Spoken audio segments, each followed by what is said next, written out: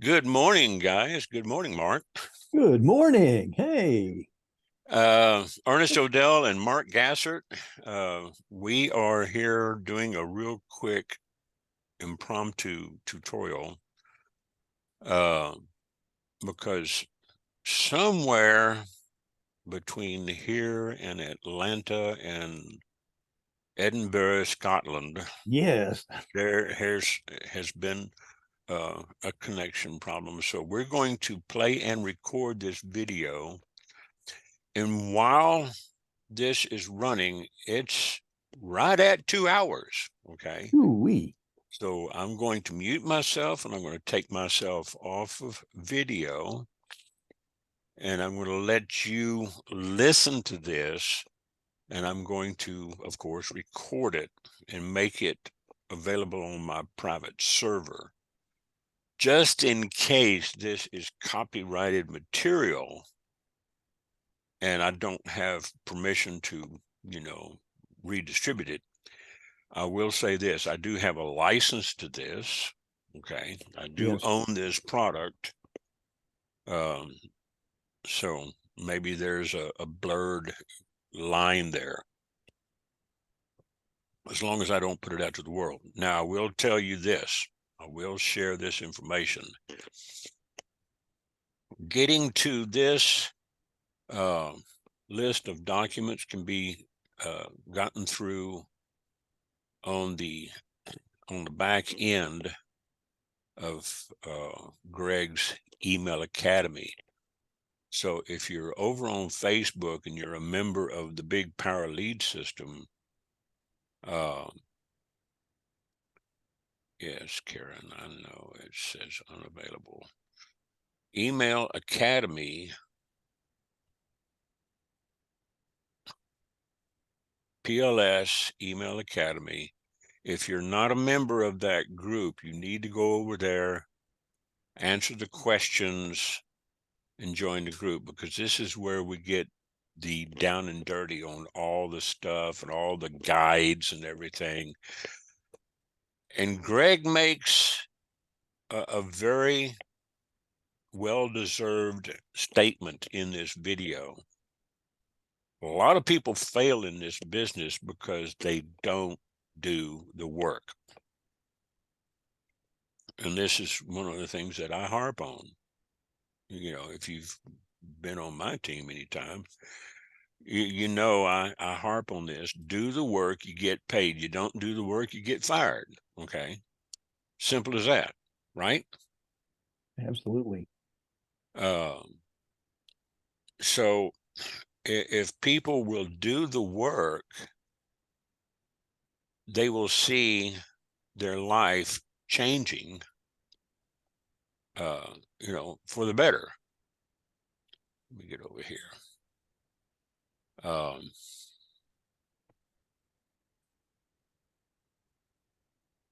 I made a post this morning before we get started about persistence, and this is in one of Gregg's documents. Calvin Coolidge was Cool famous for, Cal. That was his nickname. Cool Cal. yeah. He had some, one big popular quote that he made: "Nothing in this world can take the place of persistence. Talent will not. Nothing is more common than the unsuccessful men with talent. Genius will not. Unrewarded genius is almost a proverb. Education will not. The world is full of educated derelicts. I call them educated idiots. Persistence and determination alone are omnipotent." Henry Ford wasn't all that much of a brilliant man. I think he had like an 8th grade education, but he was, what's the word, Mark? Persistent. He Persistent. was he was obsessively Yes. persistent. To the nth degree. Sam Walton, Oh my, yes. founder of Walmart. Okay. Drove a Ray pickup Kroc. truck. Yes. Okay.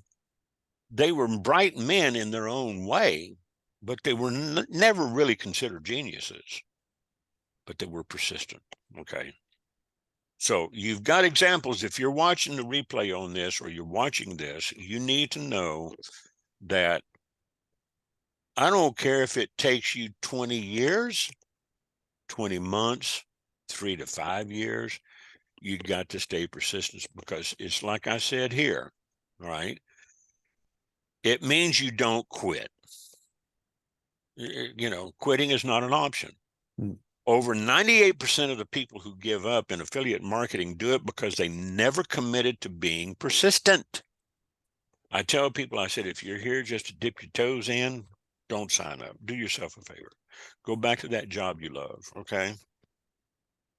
You're not, you know, this is not your cup of tea. It's not a good fit for you. Too many people choose to wash out. SEAL Team 6 and SEAL Team training. More guys wash out than those that stay. But it's a choice, because mentally they gave up. Mentally they gave up. What people don't realize is that quitting is not an option. Success is your frickin' duty. You can be a successful failure, a successful loser, a successful twit, or you can choose to be a successful winner. It's still your choice. Either way, you're going to be a success. It's just, you know, which side of the aisle do you want to stand on? With the quitters or the winners? With the losers or those who went on, like Steve Jobs and Steve Wozniak? We can make a list of them, okay? Elon Musk, they're not quitters. They're persistent. How many times did Elon Musk have one of his SpaceX rockets crash and burn? I lost count, but he kept going. They kept going back to the drawing board and saying, okay, what worked and what didn't work. And they finally got it going. So you make up your freaking mind, because if you're not committed to succeeding, and I tell people this, don't join my team. Ladies and gentlemen, I got Mark Gassert on here. He's committed, okay? He's an example of the kind of people I want to work with. Well, thank you. Because he says, I'm going to make this work. You know, I pulled the trigger on it and I'm going to make it work. And I'm here to help him make it work. Okay. So if you're watching this, I'm going to mute myself when I start this recording. All right. And By get the back way, over here. this is a hat that I'm wearing is for, let me see, which way do I need to turn? That way. Can you see it? Wounded Warrior Project. So Yeah. just want to say hello to all the wounded warriors out there. I totally support you. Amen. Hoorah. So what I'm going to do is I'm going to start this video, and it's going to run about 2 hours. All right. If you have any questions, send them to me through chat. I'm not sharing this to my timeline. I'm not sharing it to a group, and I'm not sharing it over to YouTube. Okay? So if you personally, Mark, if you have any questions, Have them in the chat it out with you, or just yeah, put it in on the chat? Messenger. Just put them in the Messenger. Okay. Over on the Messenger side from your phone if you want to. Oh, that's beautiful. Because while this is playing, my timer just went off. I need to go feed Mom. I know. How's she doing, by the way? Good? She's not doing good this morning. She's a little nauseous, and I'm just going to go in there and check on her and make sure she's taking her medicine and feed her a little food. So this is going to be 2 hours. It's now 9:37 Central, 10:37 Eastern. I'm back in school, Ernest. So we're going to be here for about 2 hours. Right. And if you have any questions, you can send them to me on Messenger. If I you're sure watching will. if you're watching the replay, there will be a comment section down below on the blog. I will put it up on my blog. Okay. And you can type in your comments and questions, and I will share the blog post, because this is powerful stuff. All right. So here we go. I'm going to go ahead and zoom this up, and I'm going to put my thumbnail down, and I'm going to mute myself and stop my video. And then I'm going to start the lesson. All right, you're in for a treat today, guys. We're going to be going through situational stories. That's situational stories. There's Rick Poorman joining in.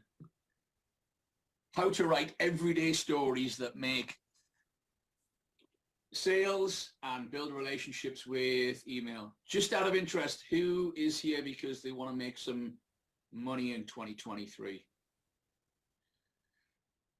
Keep your hand up if you're really sick and tired of living in mediocrity.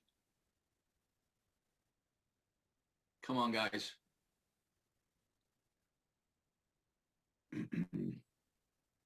And if you haven't got your hand up, I'm going to call you out in your BS because I don't believe you're living the life you want to live.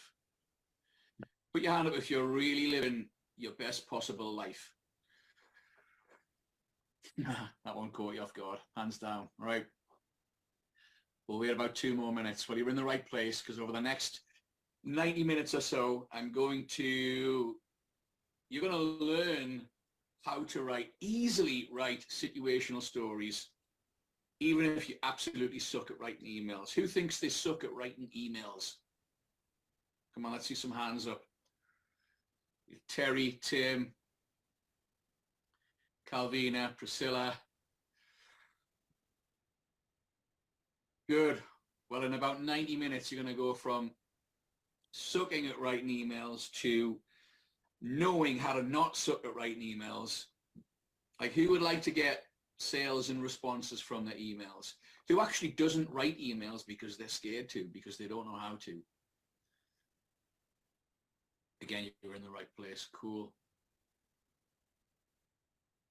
All right, we are at 10 past the hour. So let's get this show on the road. Let me put myself in the spotlight here.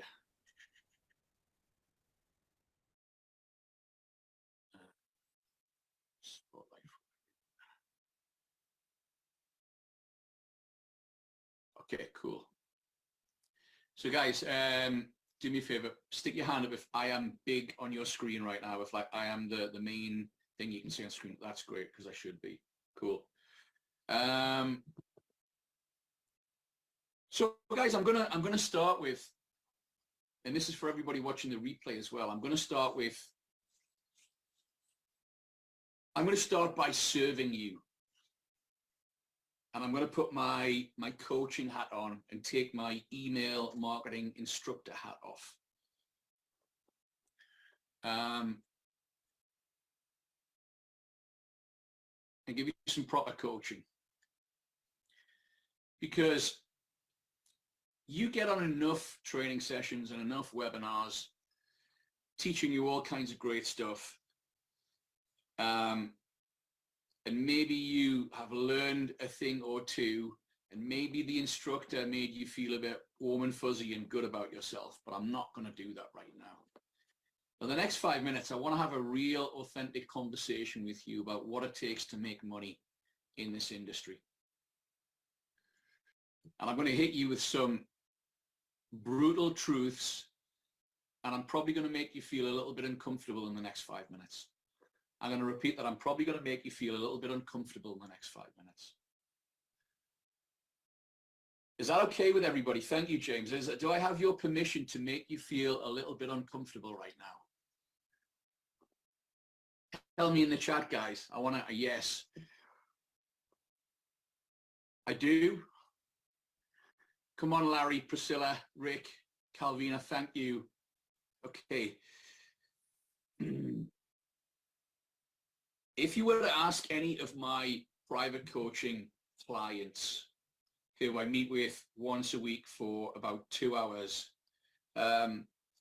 they will tell you that one of the reasons they pay me a lot of money, And one of the reasons why they're making progress in their business, like they wouldn't pay me money if they weren't making progress.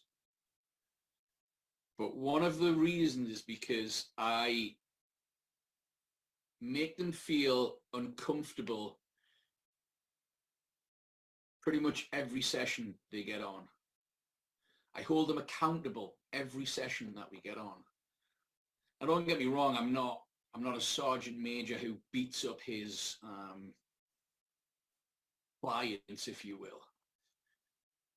There needs to be a healthy dose of praise and congratulating to make people feel at least they're doing some of the right stuff to make progress. But I also tell them in the nicest possible way some of the paradigms. That's a paradigm is a thought process. It's the way that you see the world, and the truths and the beliefs and the bullshit that is holding them back from making money. Tell me in the chat, guys, if you actually know what the failure rate is in the home business industry. It's a certain percentage. How many percent of people who try to make money in the home business industry actually fail? Like, is it 70%? Is it 90%? Is it 50%? Is it, what do you think it is, guys? So yeah, some good answers, 98%, 90%. The truth is 98% of people fail. They never make any money in the home business industry. Well, actually, that's not true. 98% of people never make enough money to not quit. That means only 2 people out of every 100. Is it Terry? Terry, your screen's flashing. Do me a favor, and have you got one of those background things on? I think it's Terry. No, your camera's just like flashing like crazy. Yeah, either just disable your catch, it's flashing on my screen, that's all. But please stay here, Terry. So 98% of people fail and 2% of people make money. Now, you are all here because you want to be in the 2%. You all put your hands up and you said you're serious about making money. Well,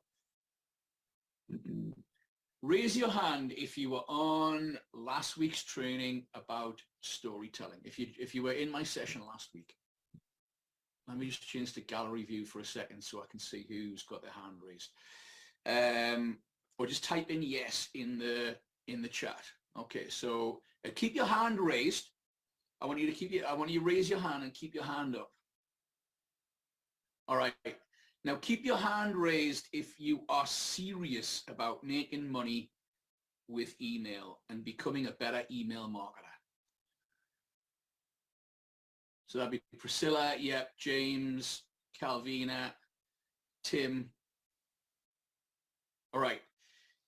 If you didn't do last week's assignment and you put your hand up and you said you're serious, then you're deluding yourself. I'm not going to say that you're lying, but you're actually lying to yourself. So Calvina,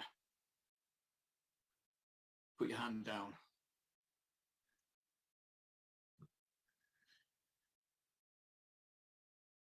Now, part of my job as a coach is to call you out on your BS.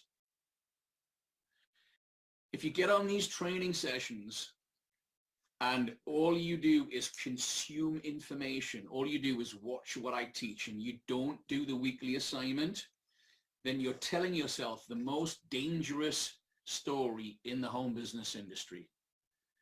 And that story is, I'm just learning right now. Bye-bye, Priscilla. Have a great day at work. Catch you in give me some feedback in the replay. That story is, I'm just learning right now and I'll take action when I have enough knowledge. And if you think you're learning in the next 90 minutes, I've got news for you. You're not. Watching these webinars is not learning. It's just consuming information. Learning only happens when you do. I'm going to repeat that. Learning only happens when you do. It's taking the information that I give you, it's using the guides that I give you, and it's writing a story. You don't really learn anything when you use a swipe. All you learn is that I can take somebody else's email and I can send it out to my list and I get a certain kind of result. But are you really learning how to build a relationship with your list if all you're using is swipes? What do you think, guys? Yes or no?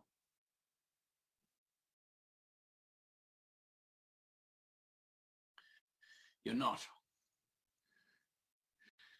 So here's the deal from here on out.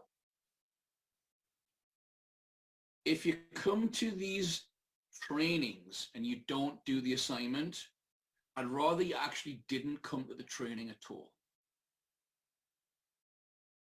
It may sound harsh, but time is precious. Go play with your kids. The sand of time is running out on your life. Go spend your time doing something useful. Because if you come onto these webinars just sucking in information and not doing the homework, it's pointless you being here. I would rather teach 5 people who are actually going to do the assignment and who are committed to learning email marketing and ultimately who are going to have success with their business. I would rather teach 5 people than have 50 people on here who are not doing anything. I don't care about the numbers. This is not an ego thing for me. So I really want you to think about that as you're watching for the next 90 minutes. And I want you to approach these trainings with a different attitude, which is I'm watching this webinar and I'm studying what Gregg says to do, and I'm looking at how the information looks because I need to go do something with it this week.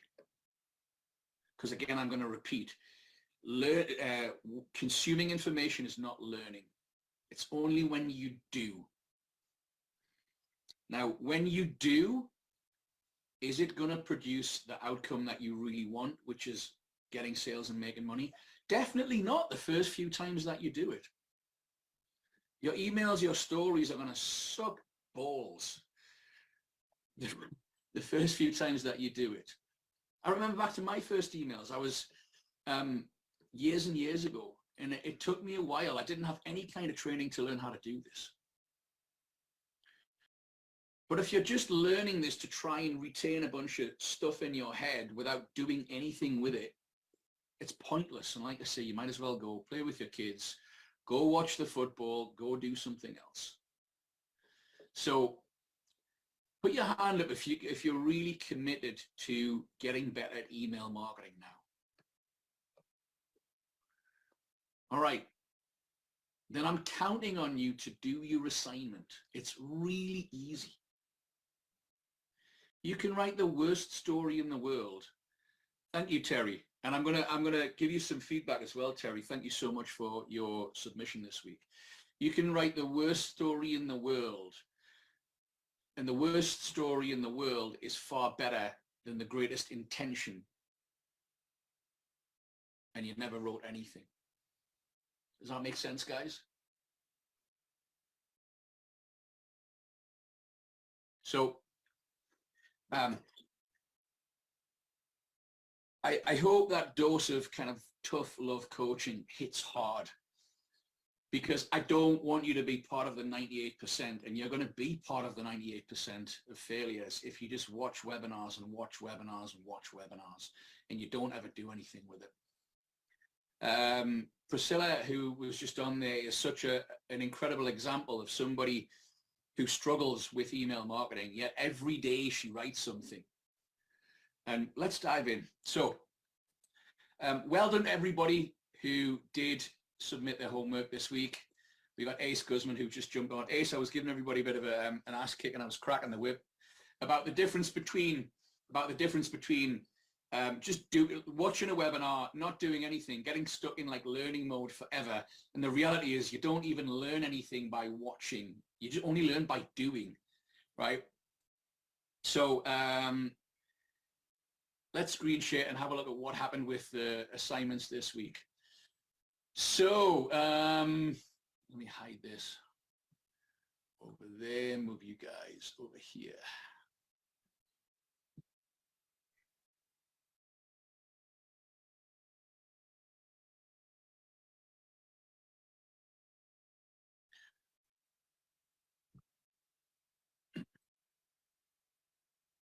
All right. I'm going to start with Priscilla because Priscilla is such an incredible, amazing example of somebody who struggles with her English. She can't write well. She can't read well. She has some kind of, I don't know if it's technically dyslexia, but like you can read from her emails that you have to work at making sense of it. But you know what she does? She writes every day because Priscilla's goals are far bigger than her excuses. Her goals are far bigger than her excuses. She works in a job, I think it's at a deli, like 7 days a week. And you see her on here for the first 15 minutes, then she has to go. She ever since Priscilla's been a client of mine on different courses, she always does her homework. And she's gotten better and better. Like her emails and her writing have become a little bit more legible. But because she's so damn consistent, she never misses a day. I jump with joy when I see Priscilla posting things like, I just made another sale with email. And for everybody who wants to read this, you can go read Priscilla's assignment in the Facebook group, and you'll read this and you should be ashamed of yourself because you can probably write 5 times better than she can. Yet she takes action every single day. And because she takes action every day, she makes money and you don't. Why? Because her goals are bigger than her excuses. So Priscilla will use swipes, and I know she's used a lot of my swipes, but she also understands that she needs to build a relationship with her list.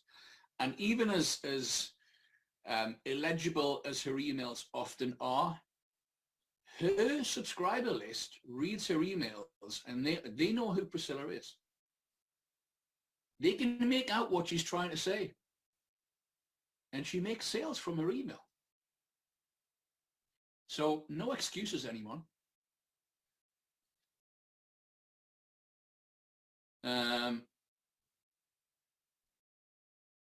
This is all you got to do for your homework, guys. Literally. Who we got? Calvina. Do you want to come out of mic? Who wants to volunteer? And I'm going to write you a story in 5 minutes. You don't want to volunteer? No, Ace, come on. Oh, are you coughing and spluttering?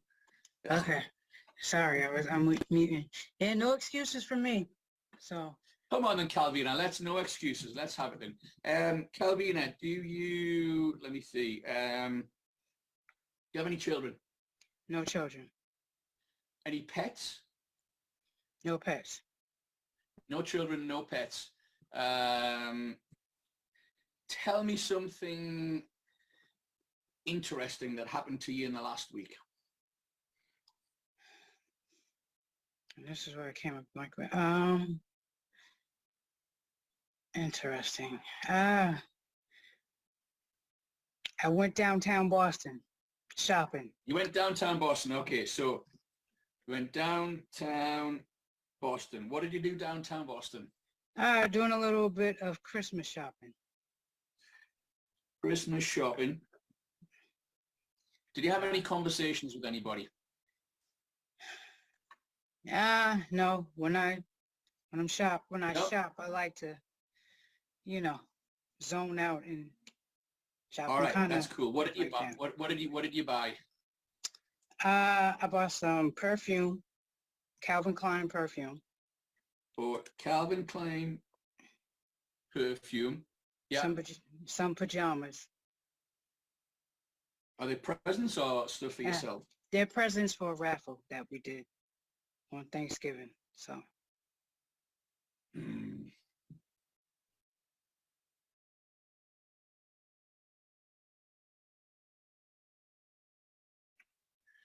Did he see any homeless people in Boston on the streets begging for change? Yes. And I did give some change. Beautiful.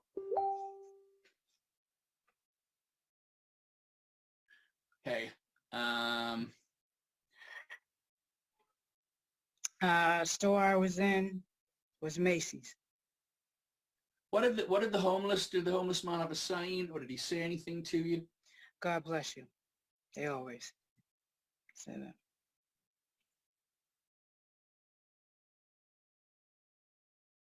Here we go.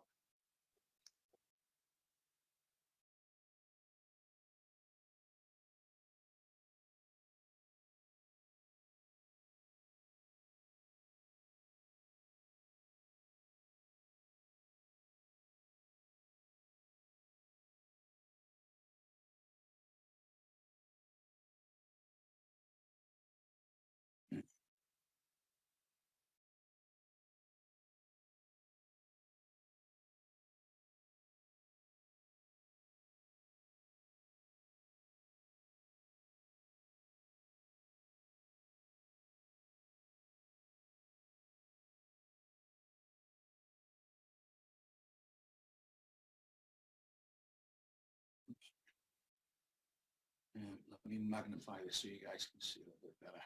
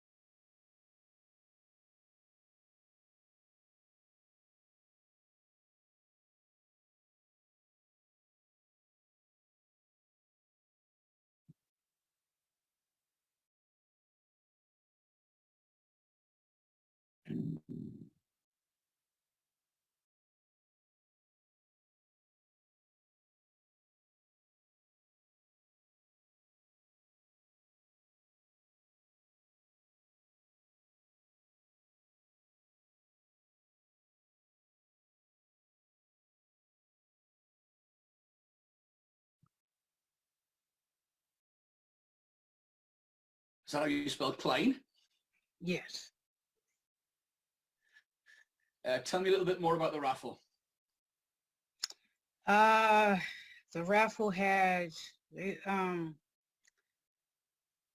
what we do is around this time almost every year is do raffles and put people names who showed up for the Thanksgiving dinner, and we put our names in a hat. And what we do is just Are these people? What are they? Are they Family. friends, Calvin? yeah, family and Family? friends. Yeah, family Right. and friends. Okay. And It was so great. I bought Calvin Klein perfume and pajamas for my family and friends raffle at Thanksgiving. But it was, but the best part was feeding that homeless guy so he could get through the day.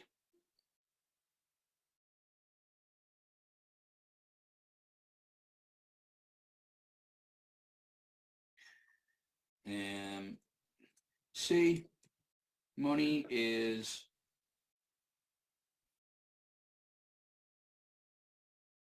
easy to get. especially when you have an amazing step-by-step program like I do. See how you could make an extra 1,000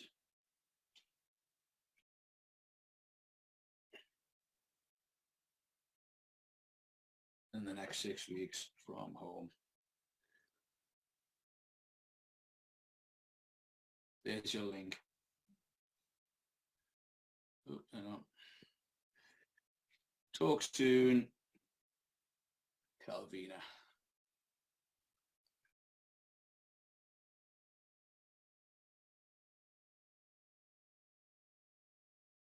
This is a story, guys. It took me, what, 10 minutes to write? Probably about 120 words there. So let me break this down for you. What I did was imagine I'm Calvina, right? And I just think, what did I do last week? All right, I went shopping downtown. So I start with, I was downtown Boston Christmas shopping. And I would tidy this up with better grammar and stuff like that. But I was downtown Boston Christmas shopping. I bought some perfume. What else happened? I saw the homeless guy. So I start off bleeding in the first line, like I taught you guys last week, or in media res, in the midst of the action. Why do I do this? Because it gets attention. It's a little bit like a Hollywood movie. You go to a Hollywood movie and the opening scene is drama, right in the action. Then when the scene's finished, they tend to go back into the backstory and give you the context of what happened. We do the same in email. Not necessarily all of the time, but I tend to write most of my emails like this because this is a proven formula for getting better click-throughs, because your reader becomes psychologically hooked on reading when you do it this way. Anyway, super simple. That's what I thought as I approached the homeless man. I had a tear running down my cheek as I gave him change from my pocket. We built some emotion into it. God bless you, he said. I was downtown Boston. My day was so great. The best part was feeding that homeless guy to get through the day. See, money is easy to get, especially when you have an amazing step-by-step program like I do. Bang. 120 words, 10 minutes. 3 or 4 of the emails can be this short, guys. I'm going to teach you in weeks 5 and 6 a proven formula for writing short emails. Calvina, now that I've shown you how to do this, do you think this gives you a bit of a formula that you can start creating some stories with? Yes, absolutely. So can I count on you for your assignment getting done this week? Yes, absolutely. Awesome. All right. There you go, guys. It's simple. It really is as simple as that. And even if your email doesn't look as good as mine, of course it's not going to be. I'm a professional copywriter. But can everybody look at this formula and raise your hand and go, yeah, I can probably do that? Isn't it really simple? Come on. Yeah. Can I get some feedback in the chat, guys? Everyone putting their hands up. Give me a yes. Give me a hell yeah. Let's get these assignments done. This is all I'm looking for. It doesn't have to be a Stephen King masterpiece. Okay, good stuff. Thank you, Calvina, for being such a great help there. I really appreciate it. Thank you. Appreciate it. All right, of course. Cool. So we talked about Priscilla's email. So Priscilla, some feedback on how you can improve this. There's a brand new tool that I got recommended by Andrew Chaperon called Essay. It's essay.net, just search Essay Writing Tool, ESSAY. It's $6 a month. It's a little bit like Grammarly, but it's a lot more advanced. It will literally take your gobbledygook and say, is this what you're trying to say? Here are 4 different versions of what you want to say next. I just went through today. It's really amazing. Who do we have next? I'm going to go with, we got Ace. Now, Ace has got COVID. Ace and Rich and Angel Guzman all had COVID. Yeah, she still managed to do an email with sore fingers and coughing up the bubonic plague all over a computer and in lots of pain and struggling for energy and trying to look after her husband and son. Why? Because Ace is a professional. Because professionals get the job done no matter what. So Ace, I'll give you some feedback on your email. The one thing that I would really love to see, it's a great story, is when I'm skim reading an email, and a lot of people will skim read your emails, it needs to be clear to me what it's about. And I can see that it's about COVID, but I couldn't make the connection to making money. So maybe if you even wrote a line like,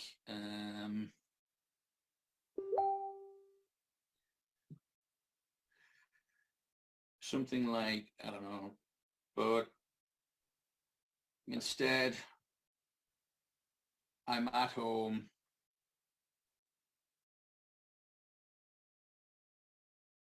making $1,000 commissions even when I'm sick.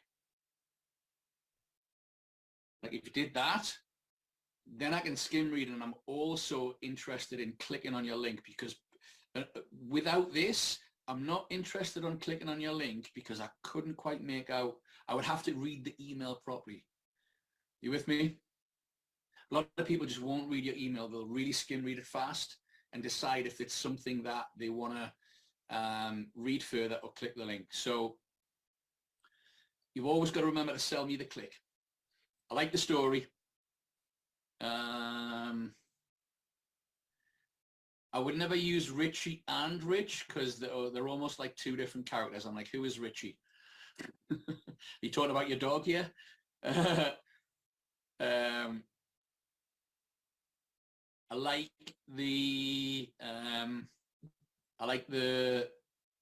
dialogue here that you've got. And what is it? It's about 200 words, 250 words maybe. 310 in total. Not your best, because I know you're not feeling your best, but it's a good effort. And it's, how could I make this better? What would I make? P.S. Did you get COVID? If so, how did you take care of yourself? I like P.S. Make sure your P.S. is right up by your name as well. Maybe a couple of the sentences. I don't like sentences with 3 lines. It tends to put me off. I can read it faster.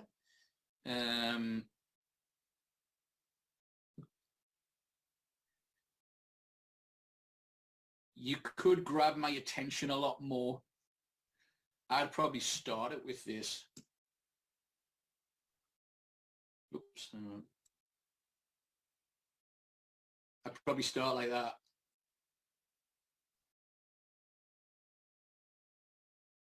Oh, and this is really good.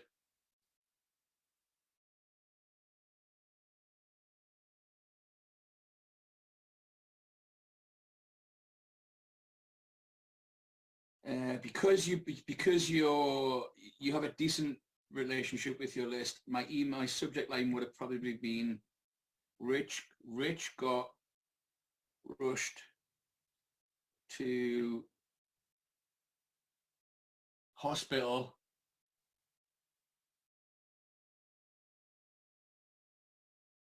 I thought he was gonna die. Maybe you could say that. Or Rich got rushed to hospital.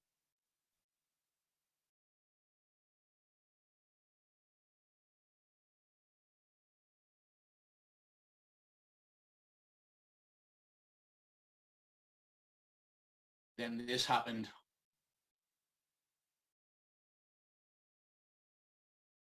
Those would be subject lines I might use.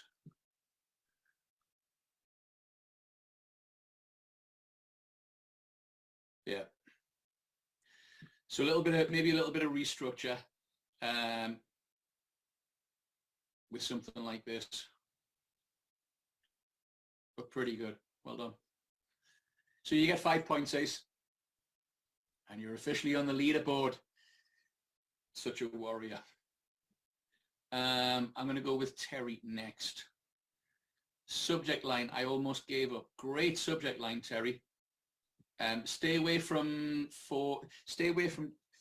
I would stay away from exclamation marks altogether, especially in the subject line. Now, Terry, I can tell that you're fairly new to writing emails. Where are you? Are you still with me? I'm here and I'm totally brand new. You know what, Terry? You did you did your assignment, so well done. Like you took the bull by the horns and you just went, screw it, I'm going to do my best. So massive kudos for doing that. Well done. Thank you.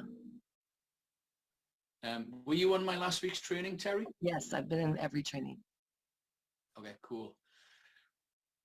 My advice to you, Terry, is, again, when it comes to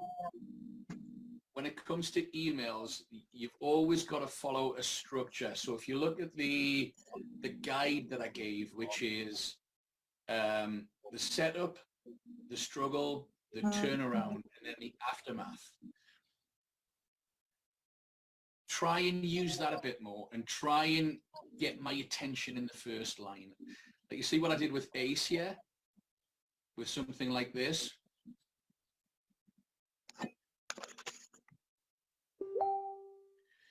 So let me see if I can pull something from your email.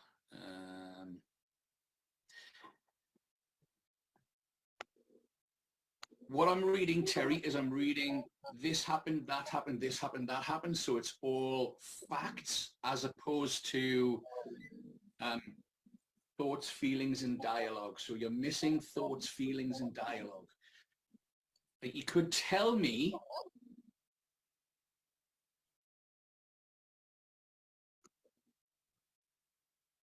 something that happened around here. The next year was a rough struggle. We were expecting another baby. Pregnancy was very hard and dangerous. Give me a thought that you were thinking as you went through that experience, and start your email with that. Like, oh my God, what if the baby dies? Was probably a thought that was running through your head. Would that be correct? Yes. Right. Okay. Start your email with that. That's what we call bleeding in the first line.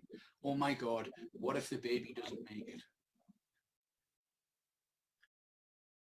And I promise you, every mother, especially, who's had a child who reads that will resonate with it. And they'll want to read the rest of your email just because of that opening line. But this is, to your reader, it's boring. It doesn't get their attention, as opposed to, oh my God, what if the baby doesn't make it? Can you see the difference? Absolutely. Yeah. So how to make it better would be use thoughts, feelings, and dialogue. Your sentences are quite long as well. So just break up your emails like that.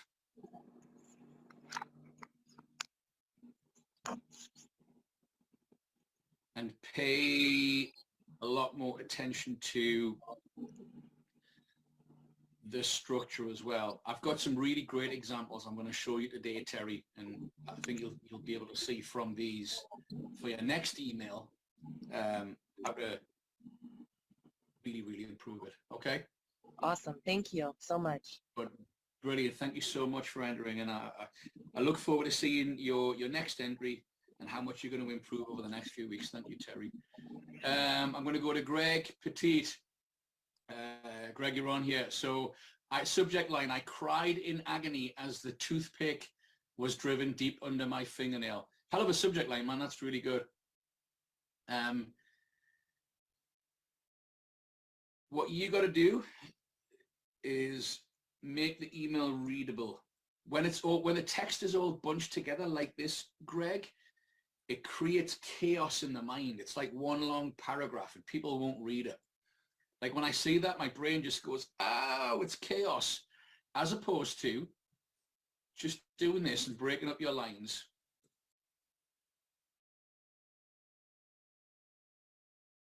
It makes it 10 times easier for me to read. That said, I like the way that you've written the story. You start with moaning in pain, I caught my breath and continued searching my sofa and chairs for loose change. I would have preferred you to do taking this.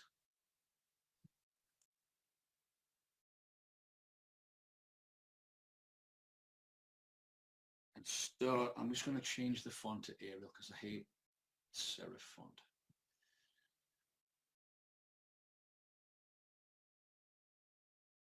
That would be a brilliant, a really good opener.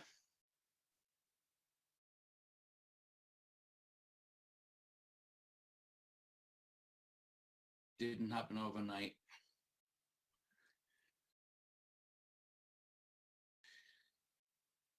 Be careful using the word but. I will really almost never use the word but in an email because it's what we call in NLP, I'm not even going to say it, NLP.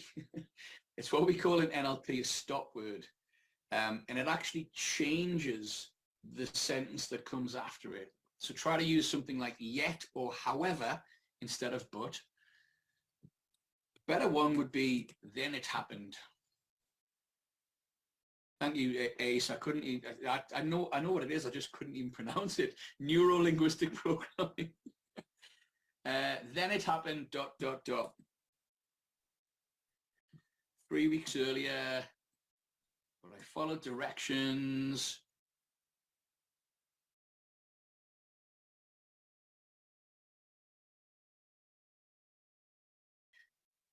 This is such an important line. 3 or 4 months later, I earned 800 in one day. Rewrite that like this. Just be exact. Never say 3 or 4 days or 3 or 4 months.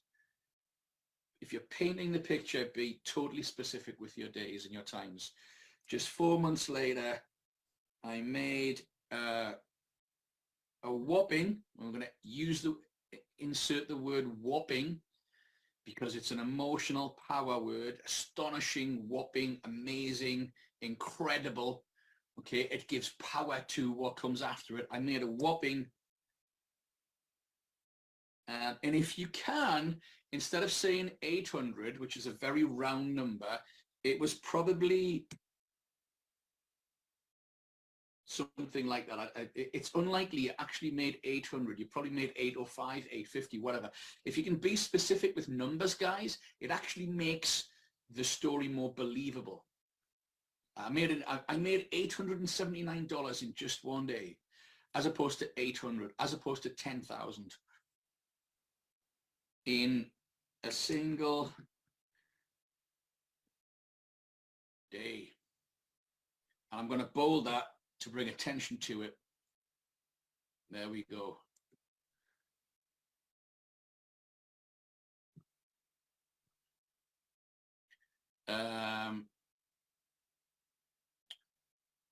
Want to join me? Then click this link right now. So I'm going to finish by saying talk soon, Greg. And make your call to action a bit stronger as well. Click here to see how you could make $1,000 in a single day. Can I say that? Yes, I can, because the commission on a Master Traffic Institute sale is exactly $1,000. So when you do that, you literally make $1,000 in a single day.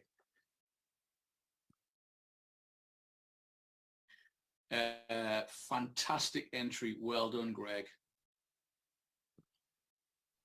Aaron with possibly the subject line of the week. I was knee deep in bullshit and this happened. Absolutely brilliant. Let me just magnify that. This is some bullshit, I said to myself as I walked home. Yeah, it's the kind of thing I would say as well. I'd be like, oh, this is just bullshit, Greg. So I love the authenticity there. Somebody, I think it was Imran, if you're watching the replay, asked about profanity and said, are we not being unprofessional by using profanity? And the answer is no. Use your authentic voice. Don't use too many F-bombs and too much profanity because you're going to get picked up by the spam filters. But if that's your natural language, then it brings more emotion to the story. Like, think of a great Hollywood movie. They wouldn't what's the word? They wouldn't leave out the profanity just for fear of people not liking it. Like, think about Al Pacino in Scarface. He probably drops an F-bomb every other sentence. And it's such a great movie for many reasons, but it would be less authentic if Al Pacino was taking the F-bombs out of his language, wouldn't it? And it's the same with every movie. It's the same with every email. It has to be your authentic voice. Whenever you're using thoughts, feelings, and dialogue, we've always got to use italics. And then you don't want to bold that. This is some bullshit, I said to myself as I walked home in the freezing rain.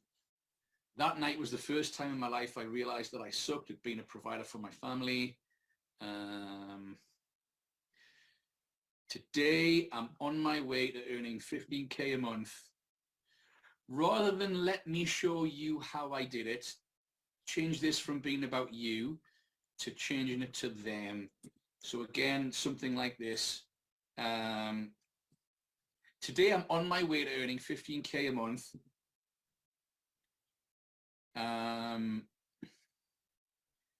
And I'll teach you to do the same. Click here to escape the rat race and make thousands from home. Something like that. There's a whole sheet of calls to action in the guide. So we have a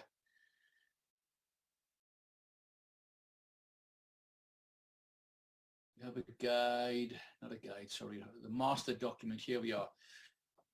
This is the master list of documents.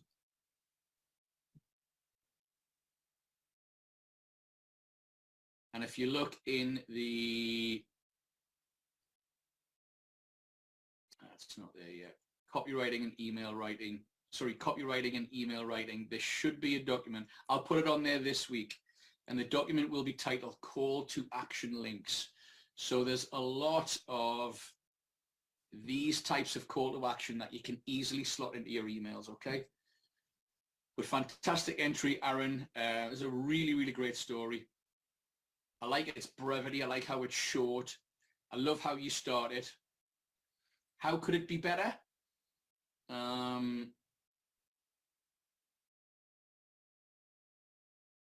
How could it be better? I would like you to, you know what, it's actually really, really good. How in the hell am I going to feed my family? I thought to myself. I would like you to tell me how you felt. I felt ashamed. I was at the lowest point of my life. Thinking,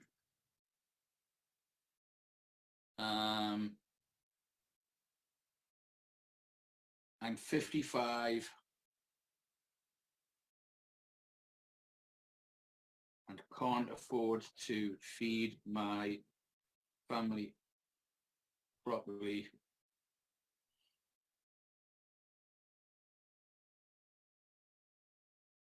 I'm ashamed at being such a failure? Because let's face it, this is what you thought. These were the thoughts going through your head. So tell your reader this, and it 10x's your rapport with your reader, with your subscriber, because pretty much everybody feels like this at some point in their life, and you've taken yourself off the pedestal to being a regular guy. So as the hero of the email, when I see where you were, I'm ashamed of being such a failure. You made me like you, because now I'm rooting for you. And then you've turned it around and you've done this. You could write a little bit more about what you did, but not absolutely necessary. So there you've got a perfect email of setup, the struggle, all the way through here, the turnaround, and the transformation. And I love how you've got today, I'm on my way to earning 15K per month. So you are talking about your vision for a future. It's not necessarily the results that you're making right now, which is totally fine. You sound like a mentor. It's totally inspirational. And it's a fantastic email. You could have won this week's email of the week, but I'm going to give this week's email. I'm going to give the week's email of the week to James.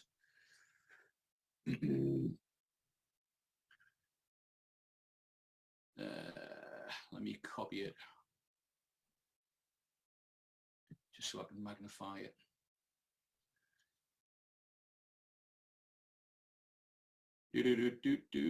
Come on. All right, let's magnify this.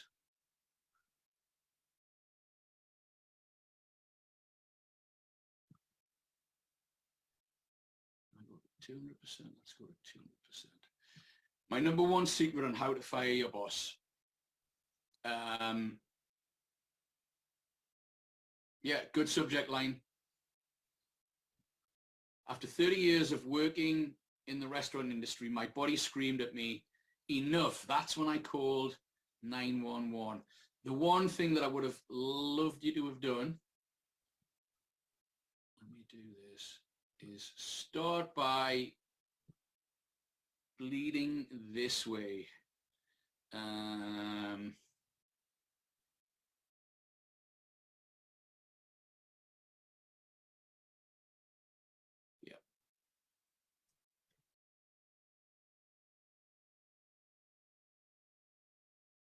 That's how I would have started, James. That's a better way to grab attention. Remember, in media res, bleed in the first line, get me. Really, this is the way I'm gonna meet my maker.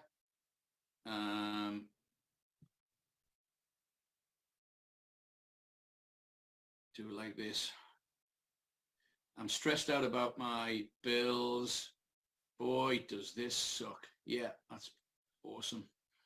After 30 years of working in the restaurant industry, my body screamed enough. That's when I called 911.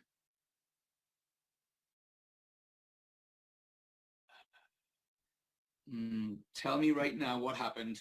I was having a heart attack. And I'm going to bold that. So instantly, if I open your email, my number one secret. So I want to know your secrets. And then you've caught me with, really, this is the way that I'm going to, I wouldn't use meet my maker. I would, because I actually have to figure out what that means. I would just say, I'm going to, really, this is the way I'm going to die. The simpler you can make your language, like did you run this through Hemingway, by the way, James? Yeah, I did. Yeah. Every opportunity when you can make something simpler, do it. Yeah. So meet my maker, a lot of people mightn't even know what that means. What do you mean meet your maker? What does that even mean, right? Whereas if you just say, I'm going to die, like straight away, I can read that. So you can even reduce it from grade 3 down to grade 2 and grade 1, and it's better every time that you do that. I was having a heart attack, bold it. I'm like, oh, wow, this is a story. I've got to read what happens here. Like, obviously you didn't die, but like, I'm hooked now. it happened, and I was thinking, how the hell am I going to pay the mortgage next week? The bills were piling up, things were looking dire. On top of that, my job was physically demanding.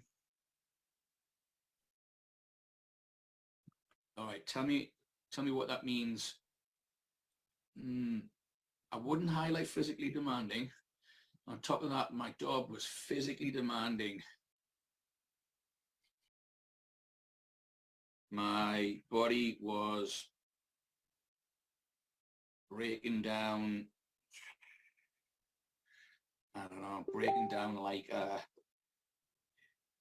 fines. So when I get to something like this, I'll just go to Google and I'll type in falling apart like sayings, breaking down like sayings. And what I'm trying to do is I'm trying to insert some humor in. Like an old jalopy. Love it. I don't know what jalopy is, but my body was breaking down like right. My body was breaking down like a 1950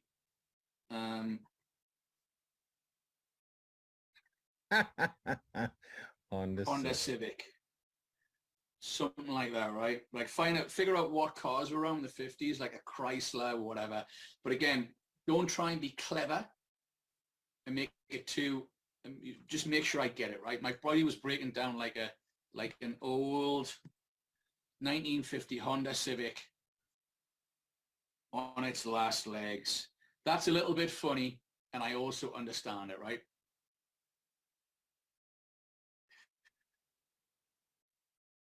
Plus, my boss at the time was a real dick who only cared about the bottom line. I can relate to that. So there I was, driving to my stressful job when my heart started to flutter. Yep, I had a heart attack while driving to work after calling for help. So we've already covered this. I thought really, so we've taken that out because we've already used this. After calling for help, I thought, yeah, just give me something else you were thinking at the time. What else were you thinking at the time? I hope the ambulance gets here before I die. Yeah.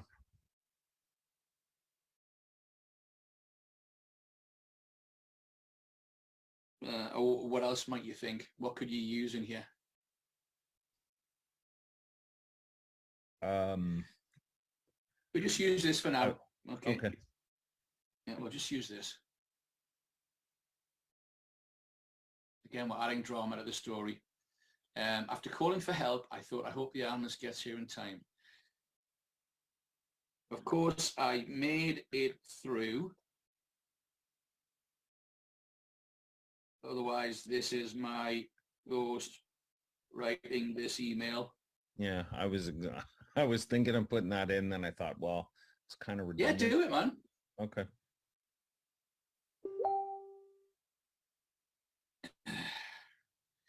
Every opportunity you can to try and be funny, do it.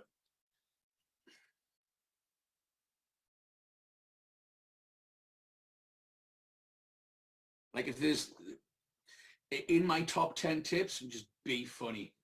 And you're not, I think people worry about trying to be funny every time. And comedians have a rule of, I think comedians have a rule of 3. As long as they're funny 3 times out of every 10, that's a recipe for success. So don't worry about not being funny. Try and be funny, okay?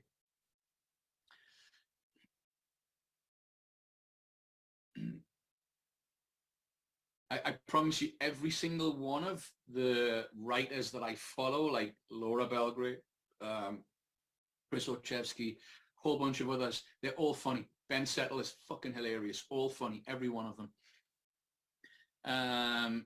I took a week off to recuperate and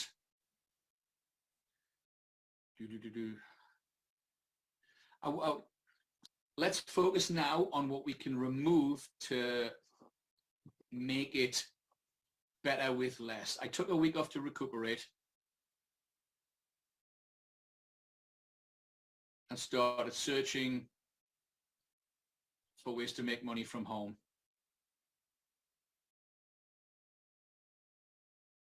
Yeah, just I'll let you know my reasoning for, because I didn't have my wife in there to begin with, but I put her in just to bring the whole having a provide for my family thing in there.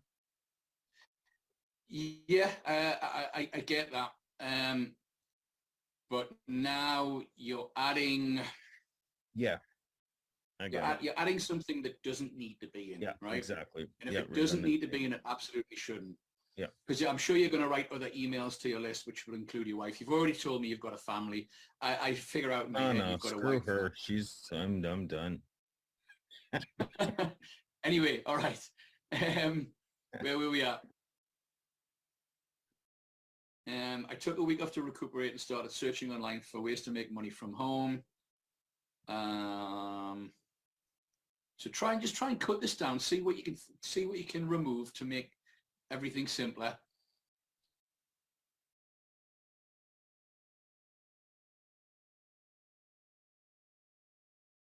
I'm now happy and healthy, and I got to fire my boss.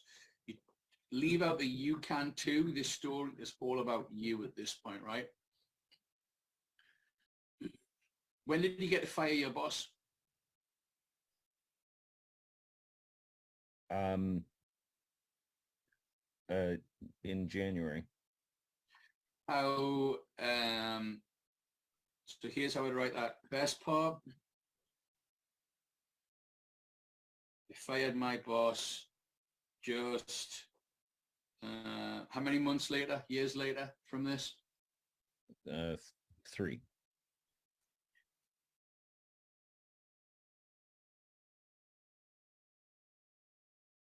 I might even say I fired my boss soon afterwards. Mm-hmm. I fired my boss soon afterwards.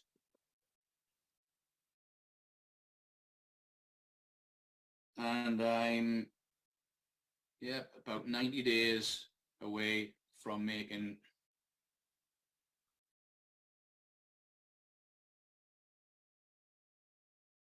$5,000 a month.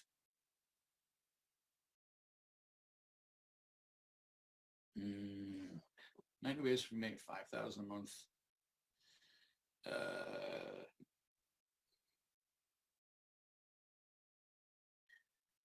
How am I going to end this? What did Aaron say?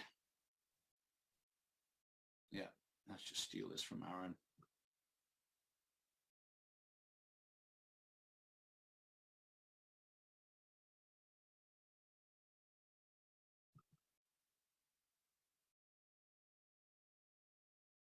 There you go.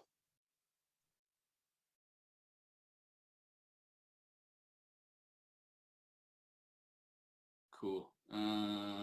So let me just go and see how many words we got here.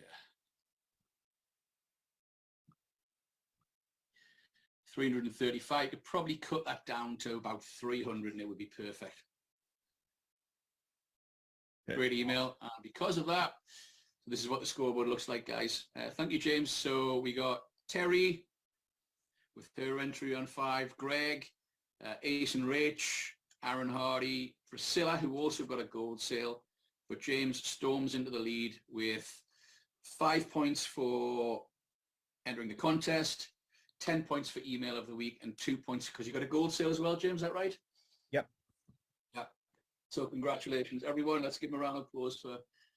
And by the way, that was the gold that I got was thanks to Ace and Rich's Fire Your Boss sequence. Oh, the sequence from the emails, that's really good to know. Yep. So guys, if you have any feedback from the Fire Your Boss funnel, which is crushing it around the Power Lead System community, tons of people getting crazy, somebody getting 7 gold sales from a 200 click solo ad run and stuff like that.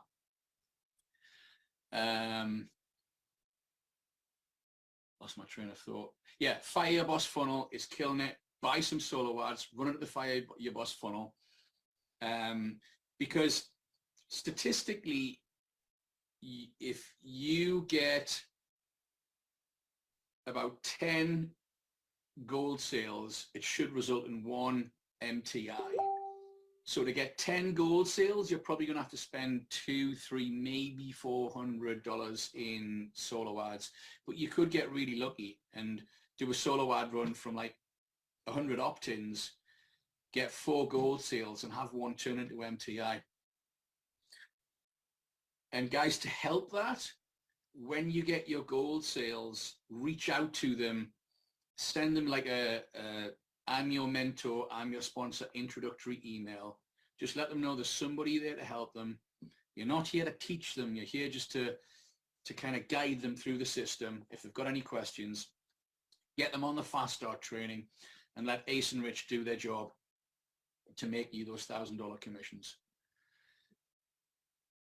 All right, fantastic efforts, everyone. That's the feedback on assignments and competition. So I'm excited to see everybody's entries for next week. Somebody giving James a run for his money to take email of the week. You get 2 extra points for any gold sales. You get an extra 5 points for an MTI sale. So I look forward to lots of assignments getting done this week. All right, situational stories. Let's go. On the master list of documents, guys, on the master list of documents, you will see some new documents on there. And by the way, if you're wondering, like, how do I get a copy of this? It's in the Facebook group. It's one of the featured posts. It's got every guide and every document that is within this email marketing course. So you'll see in how to tell and write stories, there's a new guide that I'm going to take you through right now. There's also some new email swipes. So there are 6 new swipes in there that I wrote 4 of them this week, and 2 are from stuff that I've used before. Send those to your list. I promise you they will work gangbusters. What to write about everyday situational stories. So let's get stuck into the main training. So Gregg Petit is saying, you're getting front-end sales like never before, but follow-up mails aren't keeping up. So Gregg, you'll get those follow-up, you'll get those back-end email sales by using the swipes and writing better stories. And I'm going to teach you how to do that right now. So what the heck do I write about? What's a situational story? So firstly, guys, if you study the emails of a top copywriter called Laura Belgray, I've given you a couple of links here to go check her stuff out. She's my favorite email copywriter. She's a master storyteller. But really, you've got to think of yourself as a reality TV show.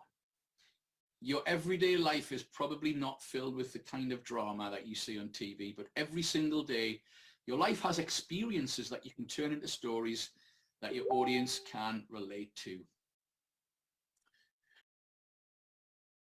For example, what's happening in your life? We all have bad days. How did you turn a bad day around?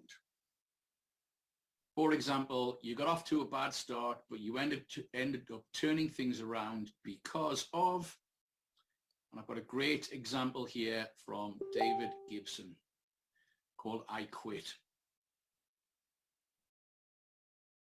This is a swipe that you can use as well. It's in the new swipes. So the subject line is I quit. And David said, F this stupid home business thing. I'm 62 grand in debt and I've had enough. I quit. I walked around the estate for 2 hours tripping over my chin, trying not to cry. Then I realized I was having the biggest pity party of my life. And then he goes on to turn it round by saying, I gave myself a kick up the ass and bought a new laptop on my credit card. I couldn't quit. I needed to show my kids that's not what you do if you want to achieve anything in life. This is an email that I wrote with David. Uses a great quote. Spot a typo there. Like President Coolidge said, nothing in this world can take the place of persistence. In the transition, and then how David's making money, and the call to action. So there's just an example of a bad day that David was having, how he turned it around. It was a mindset thing, and it's a fantastic swipe email that you can use. What to write about situational stories here. So there's a great example by David. What about a dream or a nightmare that you had last night that caused you to have a bad night's sleep? Or what keeps you awake at 3 a.m.? I'm sure we all sometimes wake early in the morning with problems, worries, things that are on our mind. And I've also included an example here by Chelsea, which I'm not going to go into, otherwise today's training would take too long. Put your hand up if you have kids. Like, who has children here? Hands in the air. Kids provide the most interesting and hilarious conversation fodder. Again, I've got two examples by Gwen and David. Let me have a look. Let's use Gwen's example here. This is actually hilarious. Gwen is one of my coaching clients, and this is so funny. Because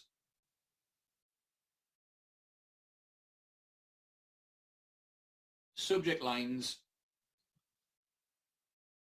what the fuck are you doing that for? My 4-year-old said. Now that's definitely gonna get some serious opens. What the fuck are you doing that for, friend bear? Halo said to her friend bear, her cuddly toy bear. Now, as you read these first two lines, you're probably thinking, this is outrageous.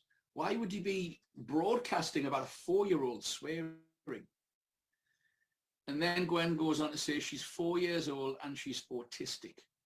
So you're reading the email and you're like, oh, damn it. You feel kind of ashamed of yourself for being so judgmental. And it's a funny story, a great story about this 4-year-old girl who was autistic, who drops an F-bomb, what it meant to Gwen, and then how she's turning it around into a brilliant email.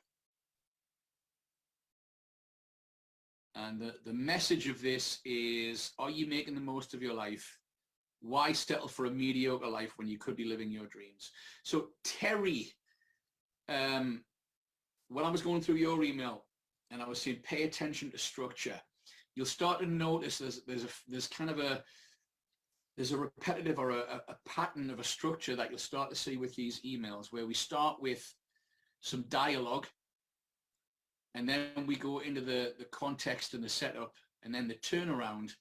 And this is what a really great story email looks like.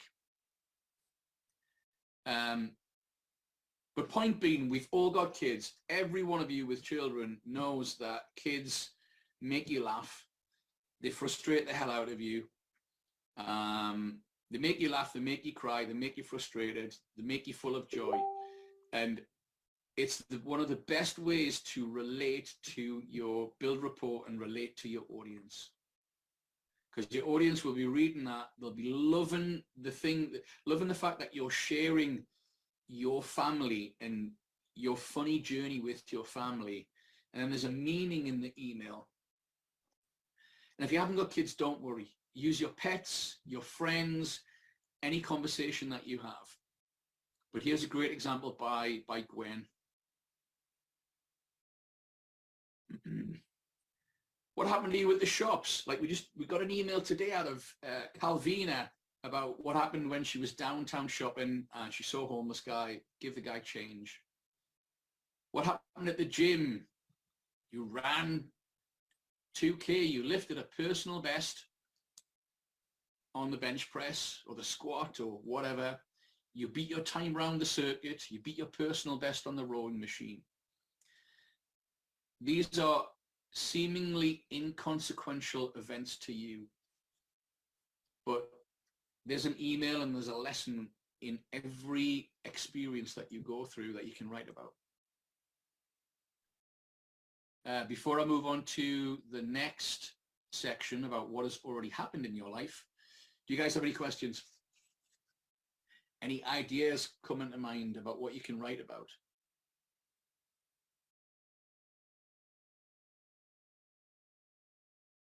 So James is saying, this is the subject line for an email. What my son said to me just broke my heart. I love that, Rick, sorry, that's a great subject line. My second email, he was my brother and I'm going to miss him. I would create some curiosity about that.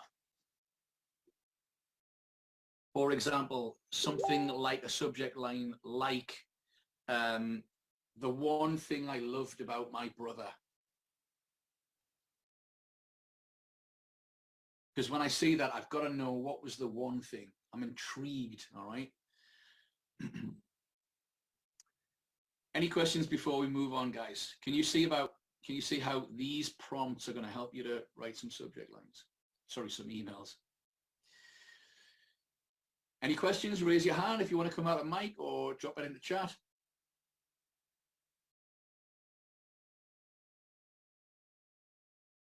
Great. What has already happened in your life? So with situational stories, we might tend to think, oh, like what happened last week or what happened yesterday, what happened last month. But you can go way, way back, and you should, because remember that building a relationship with your subscriber list is a bit like building a relationship with a new best friend. Imagine you're at the coffee shop or out having dinner with your new friend. And your friend says, hey, Calvina, like, tell me, what was it like growing up in downtown Boston? And you'd be like, oh, well, this is where I went to school. And imagine your new friend is really great at asking questions like, oh, you went to school, cool. What was your school like? Did you get really good grades? Did you go on to college, university? Who was your best friend at school? Did you have any pets when you were a kid? What about your first boyfriend or girlfriend? We all remember that. Your first broken heart, your first real love. These are great things to write about because those are the experiences that shape us as people.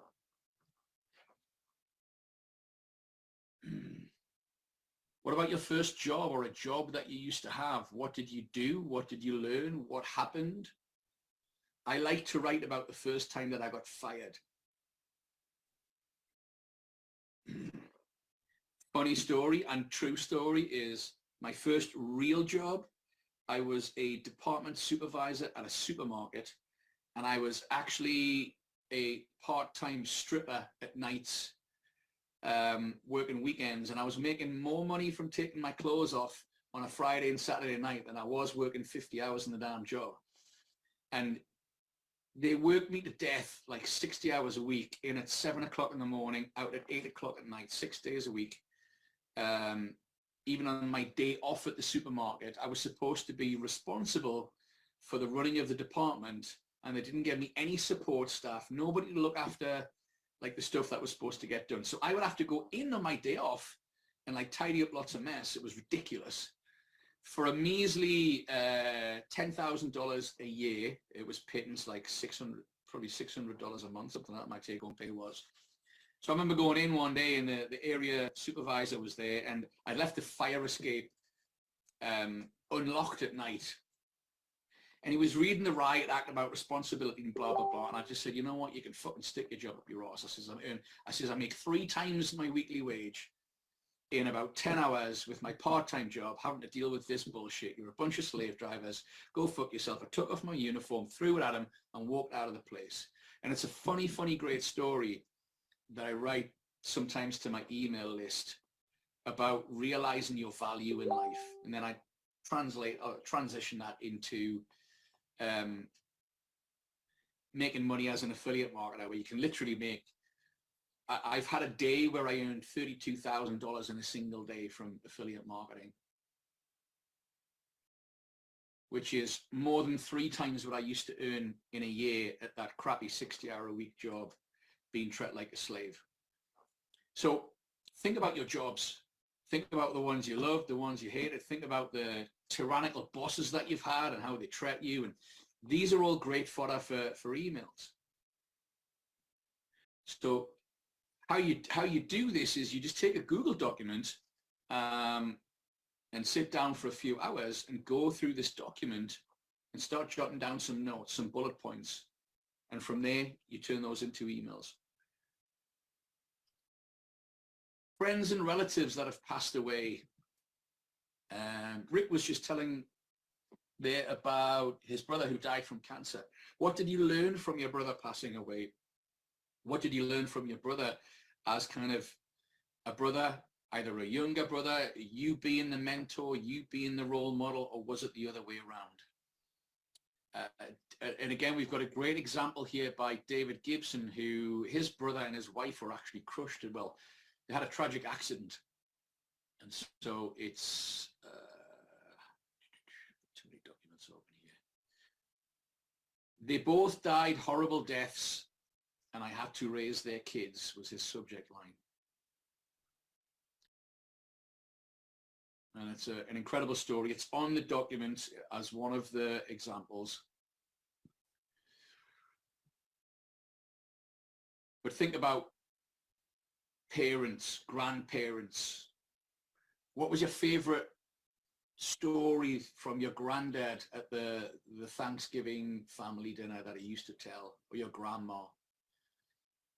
I have a granddad who was in the Second World War as a fireman for the army. That's right, for the army. And he had a million stories about the Germans. And again, I'll tell those stories sometimes in an email. Or my Scottish grandma, who was sharp as a tack until the day that she died at 93. So again, this is us building that relationship with our subscribers, letting them into our lives and how we think and how we see the world and our experiences. Where did you used to live? I'm blessed that I've lived in 6 different countries around the world. I've experienced different cultures. What about you? What was that city that you used to live in, James? What about Ace moving from Puerto Rico to, moving from Massachusetts to Puerto Rico? Like, how much better is life right now? What do you miss about the USA, Ace? Because I know life ain't all sunshine and rainbows in Puerto Rico. Like I would think about a subject line like, the one thing that I miss about the US is this, ... Maybe it's high-speed internet. Maybe it's taken for granted that the power and the internet's on all of the time, because I know it goes down a lot in Puerto Rico. And then you can transition that at the end of the email into, still, we could move back to Massachusetts, but even though the power goes out, island life rocks. Days at the beach, pina coladas, out with the family, fresh island air, blah, blah, blah, blah, blah. And it's all thanks to this amazing step-by-step money-making program. See how you could relocate to your dream location. Click here.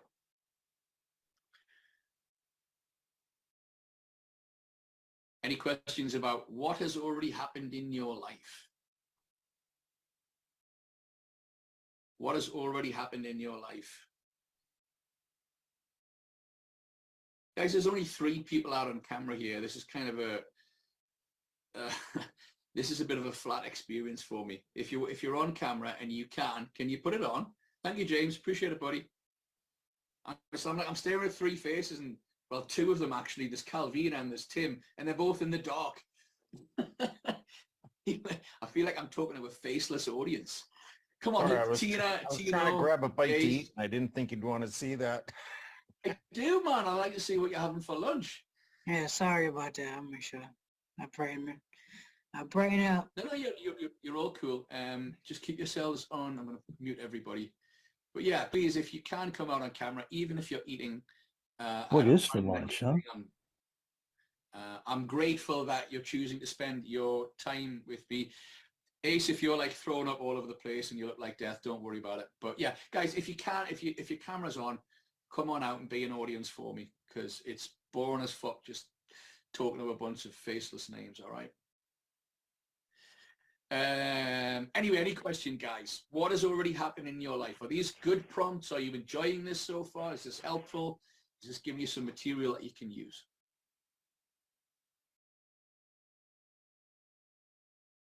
Just nod your heads, even if this is good. Yeah. All right. Yeah, this is fine. Can you hear me? Yeah, who was that? Yeah, it's Frank Mosley. I'm in the dark here because I just moved and I haven't had a chance to set up a camera nor a microphone. So, and I just got my desk the other day, so I'm in the process of getting set up. I apologize, everyone. I'll be with you guys soon. Plus that I have a lot of disabilities. Thanks, buddy. Appreciate you jumping out. Okay, All right. I'm going to mute everybody. Hey, Tino, good to see you. Nice to see your smiling face. So Tim's saying, didn't expect that the day-to-day would make good emails. Yeah, man, this is the stuff that relationships are made of, right? It's all the boring, mundane stuff like, you know, like the kids, I don't know, the kids said this and this happened at the gym. It's kind of, imagine the conversation you sit down at night with your partner, if you have a partner. What happened to you? So how was your day, honey? And you go, well, it was all right, you know. I had a good start in the morning. I ran a 2K this morning at the gym, and I shaved 10 seconds off my best time, and then had a shit day at work, and a damn boss of mine gave me a bunch of stuff and doesn't appreciate me, blah, blah, blah. This is all stuff you write emails about. Why? Because it's everyday life that your subscribers live. Our lives are not like Hollywood movies. All right, what happened on the way to work? What did you observe on the way to work? What were you thinking about? Could you write about the long commute that you had or you used to have? Could you write about millions of people living their life like zombies without an actual purpose in the world? I love that subject. What happened at the office? Interactions between you, your boss, and your colleagues. What were your tasks at work? Who's got a job? Who actually works at JOB for the man? Put your hand up. Come on, you're not all full-time internet marketers. Somebody put their hand up who's got a job. There's 3D. So 3D, tell me, I don't know your name. What's your name, 3D? Unless you're called 3D, in which case, very cool name. Bill Davis. Oh, hey, Bill. Bill, what was one thing last week that happened to you at work that pissed you off? Tell me in the chat as I'm going through this. I'm going to come back to you. I'm going to mute everybody. So don't come out of mic. Just tell me in the chat.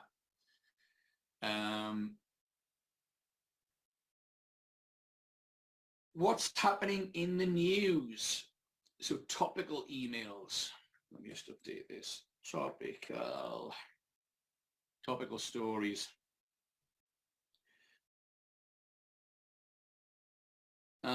Who is your resident head clown these days? Joe Biden. Isn't that right? I don't even know who I was with. It's such a, like, at least you have one. I don't even know if we have one right now. The English, we do have a prime minister. I can't even remember the guy's name. Like our head of state country changes, like it changes faster than the weather here. It's ridiculous. But a great way to get the attention of your audience is to write about something that Joe Biden said or did that's a little bit controversial. Like, who thinks that Joe Biden is, I can't remember how the political system lies, but who thinks that Joe Biden is an incompetent old fool? Raise your hand. Okay, because I guarantee half of your list does as well. So go online, go to CNN on their website or whichever news website and pick out something that Joe Biden did and write about it. And then how do you turn that into a make money online home business affiliate marketing email? Dead easy.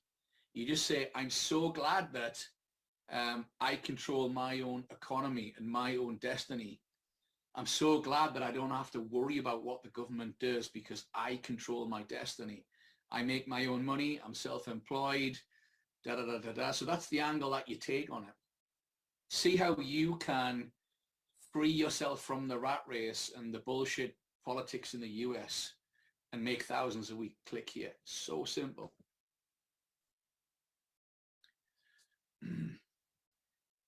But what about a subject line like Biden versus Trump, death match. Who wins? Question mark.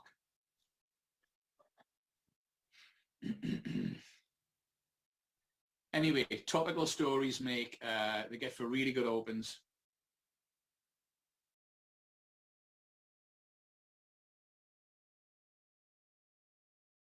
I don't know what that means, Ace.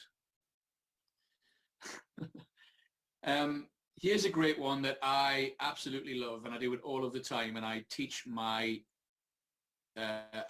coaching students how to do this. What did you learn from your personal development work?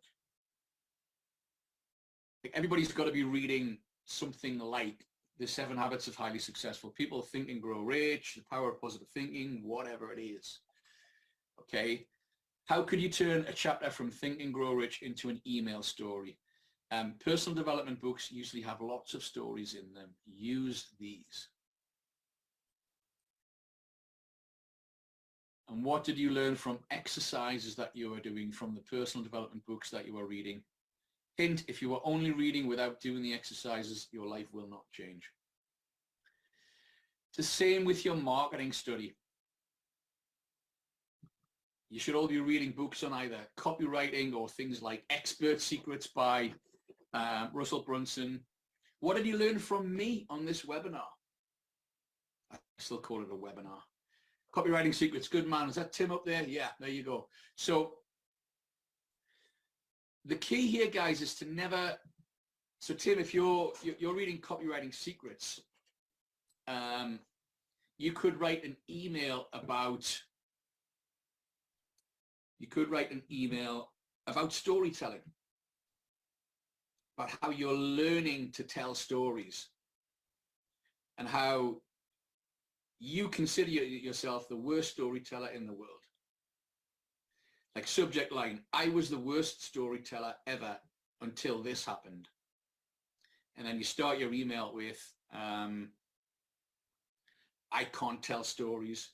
Nothing in my life is exciting that ever happens, in italics. These were the thought, this is what I used to think. Then I realized if I'm going to be a professional marketer and make money with this dang affiliate thing, I need to learn how to tell stories. So recently I've been on these email marketing trainings with this weird British guy called Gregg. And I've been learning about storytelling. Did you know that Ernest Hemingway had a bet with his friends that he could tell a story in 6 words or less? This is a true story. So Ernest Hemingway with his group of writing cronies, and they said, no, a story is a lot longer than that. You can't possibly tell a story in 6 words or less. So he said, come on, let's have a bet. Let's put some money down. And they were like, yeah, there's 10 crowns or whatever back in the day. Put your money on the table. Everybody put the money on the table. And this went, there's my money. He went, here you go. So before the punchline, a story has to have certain elements. It has to have a character. It has to have a plot. It has to have an ending.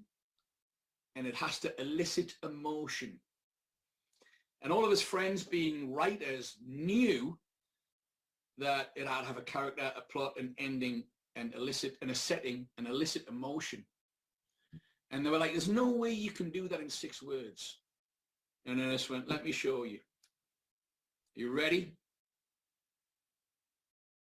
For sale, baby shoes, never worn.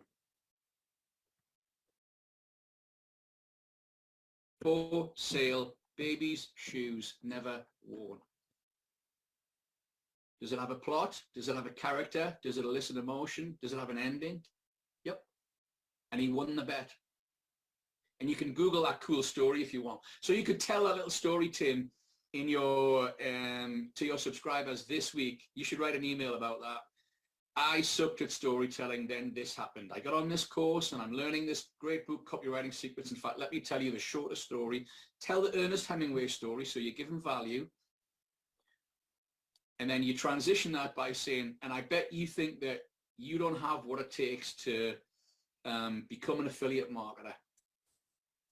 Come join this amazing community where we teach you storytelling skills like this, and you can make thousands. Click here. This is your email.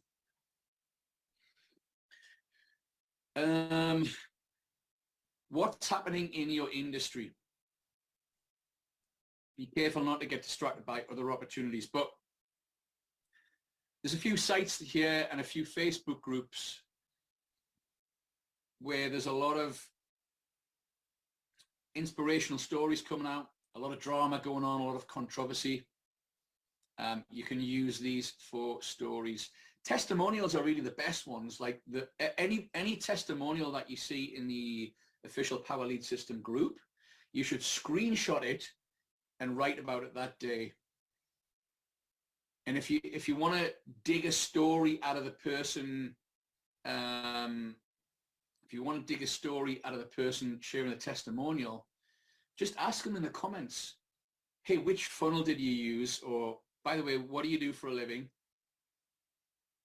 Oh, hey, I'm a truck driver. And then your testimonial email is like, you share the screenshot. And this is Larry, who used to be a truck driver, just made $150 with this incredible new system. Click here. It's just a testimonial email. And if you can get a bigger story out of it, then better. All right, we're nearly at the finish line, guys. Journal every day. Daily journaling is essential for professional marketers. I actually fine my coaching clients if they miss their journaling. They have to show me on their calls that they are doing it. I'm not bullshitting you. I fine my clients $5 if they're not keeping their journals up to date. And here's why, because at the end of your day, when it's like, I don't know, 10 o'clock, for example, you shouldn't be working up at 10 o'clock. That's not really healthy. But at the end of your day, let's say it's 9 o'clock. You're tired, you want to go to bed.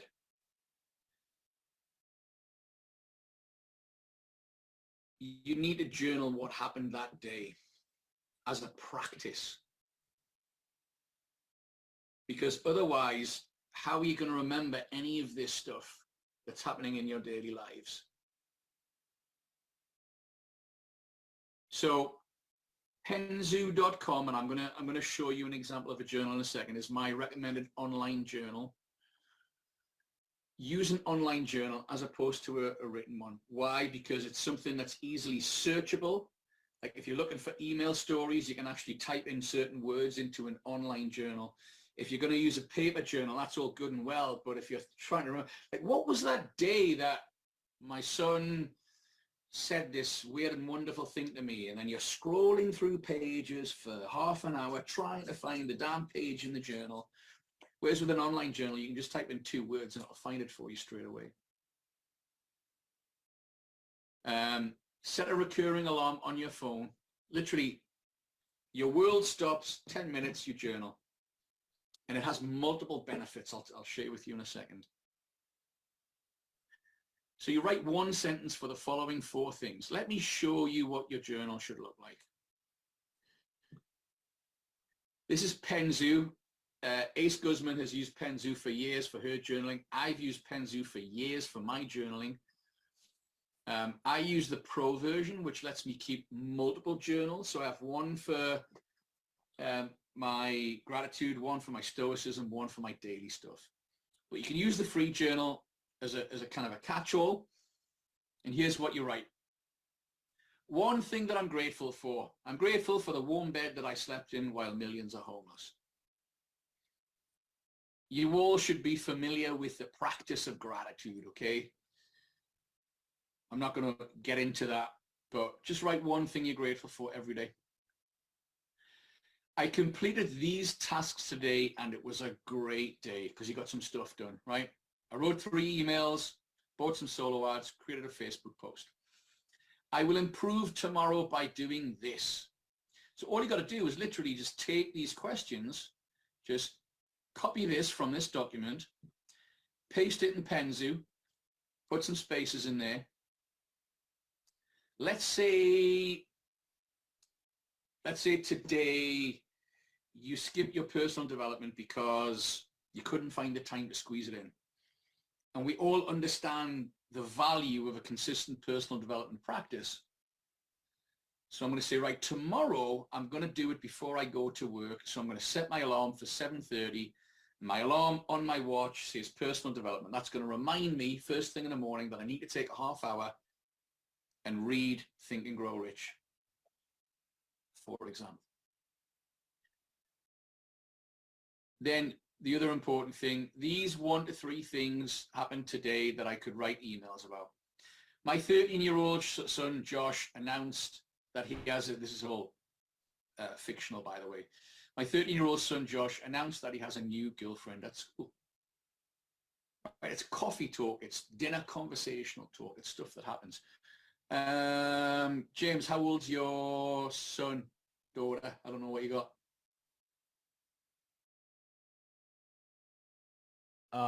They're old. I have a 30-year-old, 26, and 23. So they're grown adults. You still talk to them, right? Yes, every day they talk my friggin' ears off, and I love it. There you go. So you being many years older and wiser, I'm sure it must you must find it quite interesting, fascinating / funny some of the things that they say as 20-year-olds, right? Because you probably think back to when you were 20 and you go, oh my God, I remember when I thought like you. Great. Yep. And the thing is, it really has changed. I mean, the generations are just, it's incredible how just technology itself has changed our generations, you know, so. Cool. Yeah. So here's what I'm encouraging you to do is to keep a journal, and no matter how, like, sometimes some conversations are so like prominent that you go, oh my God, like that's so insane. And sometimes they're a little bit more sort of mundane. But at the end of the day, write down the conversations that you had with your kids. I mean, you can go way back to when they were like children, right? And I'm sure you've got a bank of stories that you could pull from that. But even so, it's great to say, my son said this today, it was hilarious, as a subject line, right? Because then I'm intrigued. I'm like, what did he say?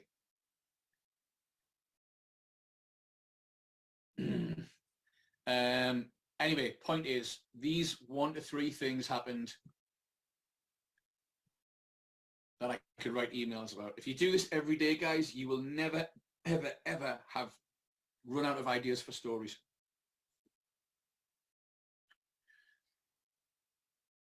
I had one of my clients that I coach couple of weeks ago when I'm going to run out of ideas for stories though. And I went, don't be fucking ridiculous. You have 2 kids.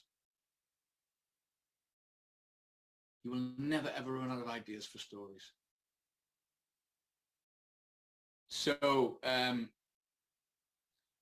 just think about that. Every day you can write one thing that you learned from your personal development. Every day you can write 1 to 3 things that happened in your life.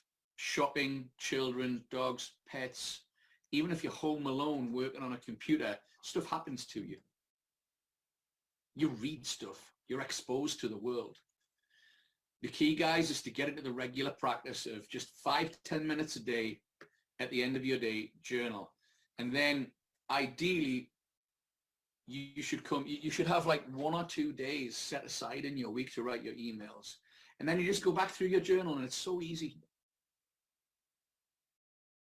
But it takes discipline. It takes discipline. I don't need to set an alarm on my watch because it's literally in my, I have a recurring appointment in my calendar called Communications and MAP. MAP stands for Measure, Assess, Plan, and as part of that process, I journal every day. So I never miss a day journaling. All right. There we go. So the guide here, what to write about everyday situational stories. Take some time to get into Laura's Talking Shrimp. Her resources page is bursting with, she has a guide called Story Goldmine, which is a bit like this document, but it's kind of better. It has like over 50 email ideas to write about. So I'm giving you access to that. Get on her email list. And study how she writes emails. She's an absolute master. But this document will serve you well. It's here in the master list, there where it says new. And the new swipes are amazing. Get those out. So to close us off today, we got the week 3 assignment. The winner gets 10 extra contest points. Send the new swipes for broadcasts. If you want to write your own original stuff, that's cool. But everybody has to write a situational story-based email. Take what I've taught you today. Honestly, even if it's where like you saw me write an email in 10 minutes. It can be like that. There is no excuse that anybody can get on here next week without having done the assignment. I might just throw you off because I don't want to be teaching people who are just consuming information. It's pointless. John says, I'm looking for the document in the Facebook group. Absolutely, John. I'd be more than happy to point it out for you, my friend. Let's go. So too many tabs open. I'm going to close them all now.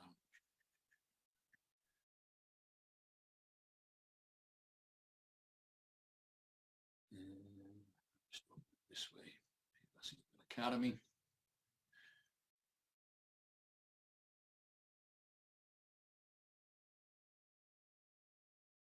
Okay, so if you look at the top, so you'll see master list of docs, guides, and swipes. It should be in the featured as well. If you click on featured, it's there. Master list of docs, guides, and swipes. Okay, John. And all you got to do is make a copy of it. So open it. Actually, no, you don't have to make a copy because it's going to be evolving. So when you get to the document, just bookmark it, stick it in a folder on your computer so you've got easy access to it. You're welcome, John. There we go, week 3 assignment. Everybody just use the swipes. And I'm looking forward to some even better situational stories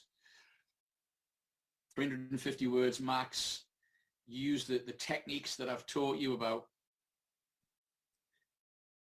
And if I were you, I would just go to, let's have a look. Never mind. Let me come off share. At the bottom of the, still I'm on Spotlight. So I'm Spotlight. At the bottom of the guide, you'll see there's a section that has other emails that you can copy and model. So pay attention to the structure about like using the dialogue in the first line and that kind of stuff. And if you want to model one of those, there are so many like David Gibson's I Quit.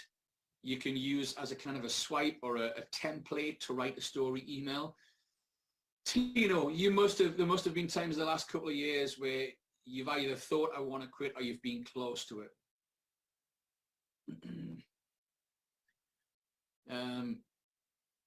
We've all had those days. Like, what was going through your head? So Frank is saying, you're doing the best that you physically can, so don't kick you off. I can't promise anything, Frank, but in order to make money here with this business, buddy, you got to write some. So you're going to have to find the courage and the strength to do that. Otherwise, there's no point in being here.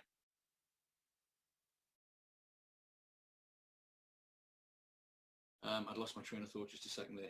Yeah, so if you're stuck, go back through this training, go back to the other guide that's how to tell stories, go back and watch last week's training, look at the examples. It's something anybody can do.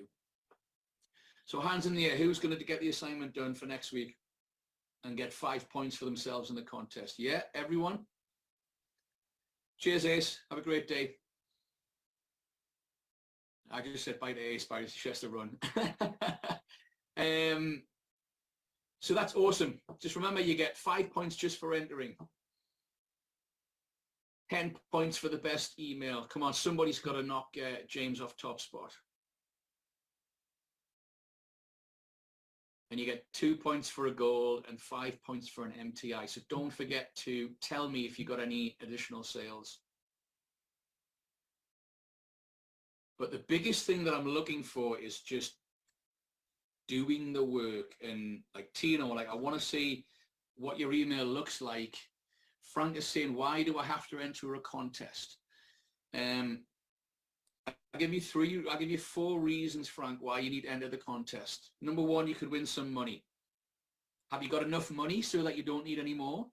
Number 2 is it's more about the assignment than the contest. It's not, I mean, the cash bonus that we're given for prizes is just so you'll put more effort in. But part of this course is doing the assignment, all right? This is a doing course. It's not a watch and suck up information course. That would be pointless. Number 3, the top 10 winners all get bonus of 5 live recordings of me with my private coaching clients actually, sorry, threw me off there. Me with my coaching clients rewriting their emails. So you'll see me write 3 emails from start to finish and rewrite their emails. And I talk through the techniques that I'm using as I rewrite the emails. The top 3 prizes get a live copywriting coaching session with me. So we'll spend 2 hours digging in deep, going through some advanced stuff. And so there's multiple reasons to do your assignment. But most importantly, it's, like I say, I want to say, Terry, I want to look at we want to have a kind of almost laugh at your email from last week, 10 weeks from now, when you're writing these compelling, captivating, amazing emails that your list is going to love, that you're going to get sales from, that you're going to get responses back from your email list saying like, oh my God, I love your stories, Terry, like laughing, like they feel like they know you, because you have to develop that know, like, and trust relationship with them for them to buy stuff from you, right? And so we want to be able to look back at last week's effort and just see how far you've come. It's not going to be 10 weeks. It's going to be 8 weeks from now. It's all about progression. So that's why I'm here, guys. I'm here to help you become better writers to make money. End of story.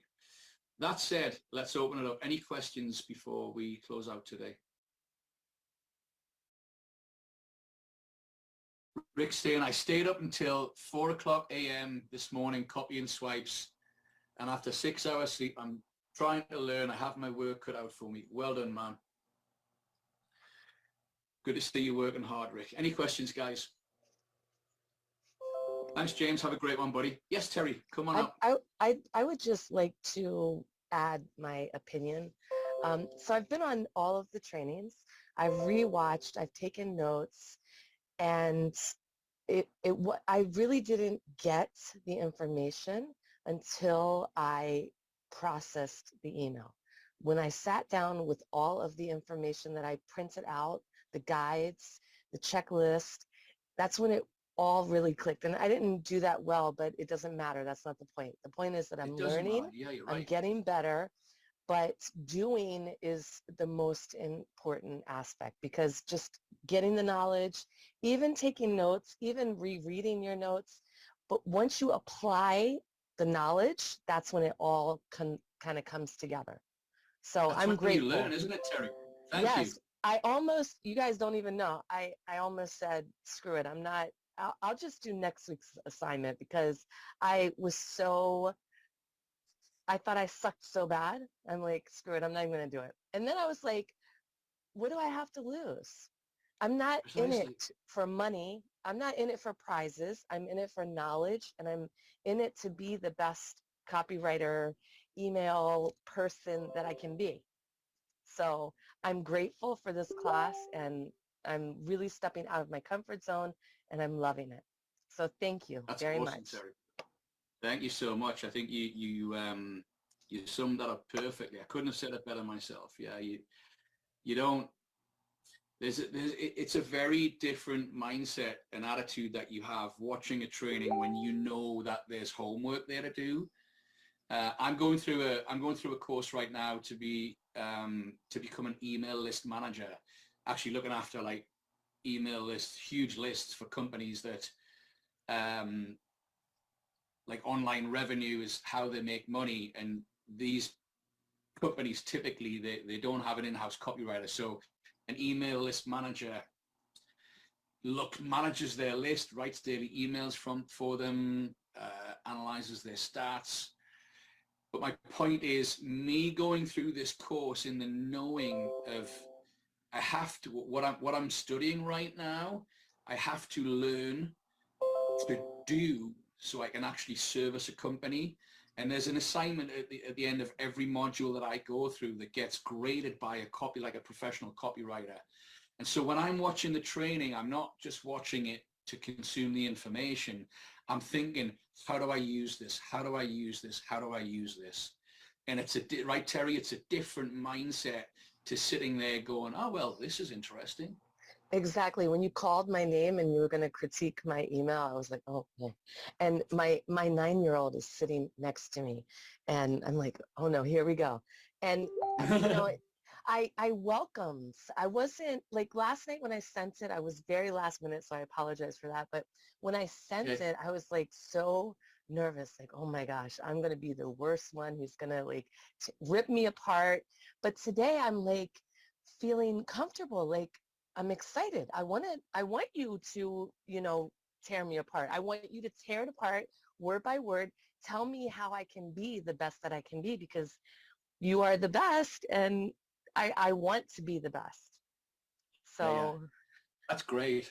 Yeah. So you thank you, Terry. And like, I'm not a harsh critic. I'm not going to make you feel bad, even if you, like you saw me critique Priscilla, who, bless her, like, it's easy to see that Priscilla really struggles with her English, and grammatically a lot of stuff doesn't make sense, but I'm never going to make anybody feel bad, no matter how bad your writing is. I'm not going to do that. So there's no way that you can be embarrassed. Like, if anything, like I said, Terry and Priscilla, the fact that you know that oh, you know, my writing, I'm kind of, and how can I put this? Yeah, my writing's bad. I really need to improve. I'm just starting out. The No, fact that you I actually have totally the, suck. And I'm fine with it. I right. totally suck. So you're like, I totally suck. And Terry, it's you can write. Your vocabulary is fine. You're legible. You speak. Your English is fine. It's only because you've never been taught to write a Exactly. certain way. Yes. We don't get taught that in schools, guys. Yes. They teach us to write content. They don't teach us to write to be exciting in schools. They teach us in schools to context first, make it understandable, make it legible. But that doesn't make for exciting writing. So nobody comes here with skills already to bring to the table, usually. But I have more respect for you, Terry, because you have the balls and the courage to have a go than everybody else who sits there scared and doesn't have a go, right? So you're I guess the moral of the story is it can never be so bad that I'll make you feel bad. You just have to get it out there and trust that I can help you. I trust that I can help you make it better. So thank you, Terry. I appreciate your insight and your. I have an audience. I have 3 boys that I homeschool, so Right. there's no fear. I'm not afraid. Yeah. It's enlightening, to say the least, and I'm excited. Yeah, that's cool. Well, it's awesome. I'm glad you're with us on this journey, Terry, and we'll have some fun, and it's going to be awesome over the next 8 weeks. Thank you so much. Any other questions, guys? Thank you, Terry. Any other questions, guys, before we close out? All right. So let's get our assignments done. Like I said, please give me some feedback if you can from any swipes or anything that you use, open rates, click-throughs. But most importantly, whether it's a mundane story, whether it's a heart attack story, let's just write a story. Okay. Have a great week. Any questions that you've got about anything, put them in the Facebook group. I can't promise to have the time through the week to answer them, but I'll definitely bring them out for next week's session. So if there's no further questions, go once, go twice. Have an outstanding week, and thank you for being here, guys. Bye-bye for now. Outstanding content by Gregg Davison, for sure. Well worth the time to listen to this. Simply amazing what he. Yes, indeed. I need to restart my video so I come back into the thumbnail. I'm sorry I had to step away there for 2 reasons. My picture came up because one was, I had a nature calling, and the other was, hey, I'll get some more coffee so I can go back to nature again. So, That's all right. Yeah. Gregg is amazing. I love his style. I love his approach, and what he offers is, the way he presents his material. For someone like me, he keeps it very simple. And I've taken some of these techniques this is my second session now, getting ready for 3. But what's needed, Ernest, I've taken this and I've shared it with you in what I do with sales training to get people off the fence. Are you in or are you out? So I can move on and I don't have to chase people. And that's what this system to me teaches. You don't have to chase people. You present it and, sure, you connect with them. And if they're interested, great. And you'll see their level of commitment. This is the thing that you shared this with me, and you didn't make me do it. You just kind of said, here it is, Mark, this is how we do it. I went on a call and I kept thinking about it, and I woke up the next day and, I said, hey man, I want to do this. Yeah. Over 98%, like Gregg said, of the people that get into affiliate marketing, internet marketing, they wash out. And it's like I said on my post, they wash out because that was their decision to wash out. It was their decision to throw in the towel. They could have made the decision to stick it out. Okay. Right. So it's, your decision is successful either way. You can be, like I said, a successful failure or a successful winner. It's just, are you willing to put in the work? And this is something that Michael Petty,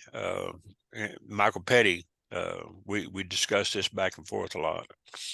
is do the work, get paid. Don't do the work, you get fired. Right. Just that's kind of basic logic. Donald Trump, you're fired.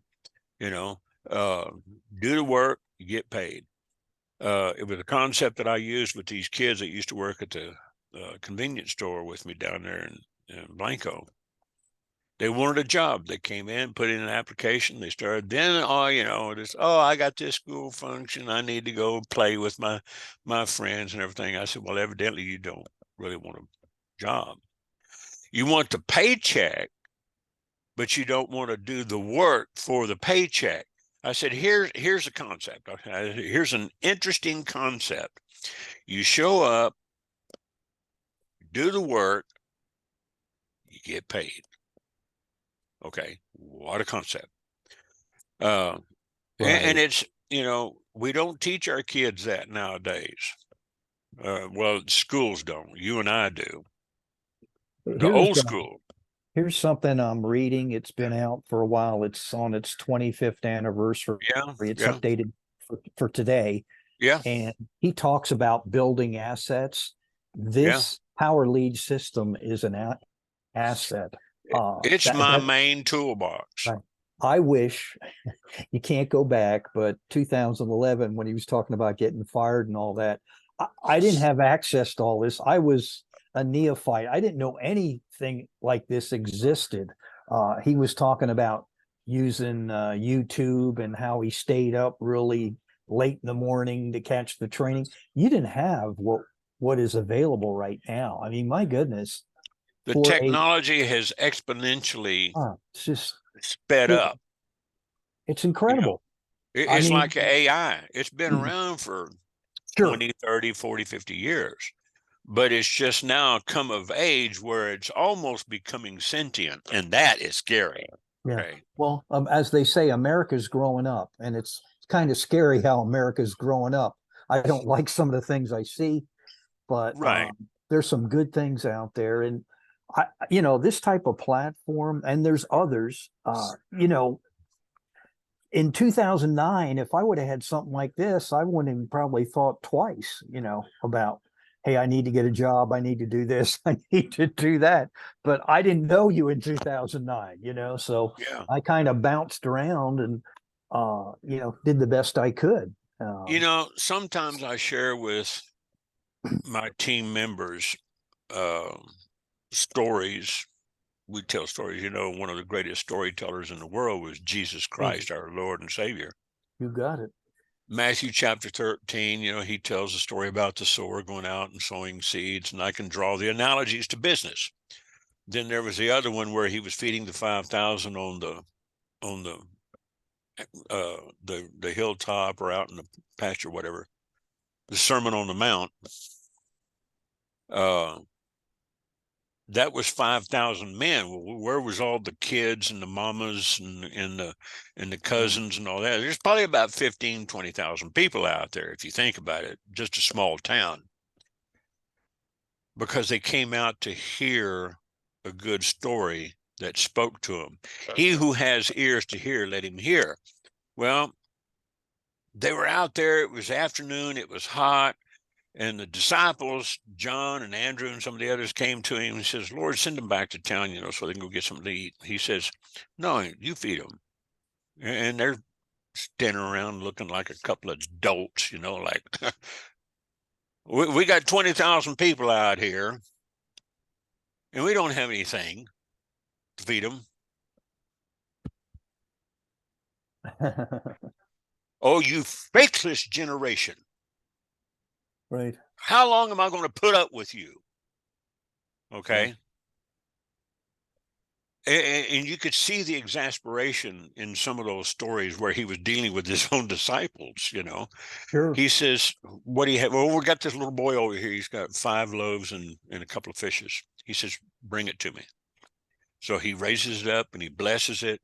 And then it multiplies and feeds everybody. What do? They go around and pick up 12 baskets of leftovers. Okay. Now, there's a much deeper story in that, but what I want to use that analogy for is that we have the innate ability to do what we do and to teach people and to help them feed themselves. We don't just send them off and say, oh, go get PLS and go get Lead Lightning, go get the free lead system, go get the Home Business Pro and take the courses. No, it takes more than that. You got to show up. You got to do what you're doing. Go through the videos, take notes, get the notes in the group where Gregg tells you they're Right. in the group, where you can download them from the Google Docs, and you go through them and you use those templates. And then you get on calls with me and Joe Ingram and Manoush Agarwal and Kyle Stout. By the way, gonna, I'm going to take Joe up on that and mention your name. I would love to, because I do listen to his podcast. Get in his War Games group. Right, Okay. right. You're on my team. Okay. He said, just tell him Ernest sent you. Okay. Okay. And I was very honored and humbled that Joe would do that for me, because, I look at myself like I'm really kind of a nobody. I don't really consider myself an influencer, and other people said, no, oh, you are. Well, I don't really think that. And it's not a sense of false modesty. It's just that I've never considered myself an influencer like Ken Walls and Glenn Morshower, Sure. and Joe Ingram. These guys are influencers. And I say, hey, if I can get somebody on there that has more influence than me and they're smarter than me, I want them on my show. Okay. Because I could not carry that show by myself last night. If I had flown solo, I wouldn't have gone an hour and 48 minutes. But because Joe was there and we actually went step by step on screen, I saw the results and I was just bowled over, so I hope everybody else gets a chance to watch that. And watch this, excuse me, and watch the replay on this. Right. Okay. We're going into 2 hours plus, okay, on this recording. And I called Anthony during the show. I was all on mute and off camera. Mm-hmm. And I told him, I said, when I get this rendered, I'm going to send it to you. I'm going to put it up on my private server. We're not going to broadcast this out.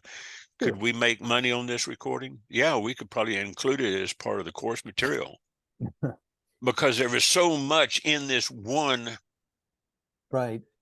teaching that Gregg did. I mean, again, that you I could got take like it, you could 6. expand on it. Right. There were so many points that we could expand on.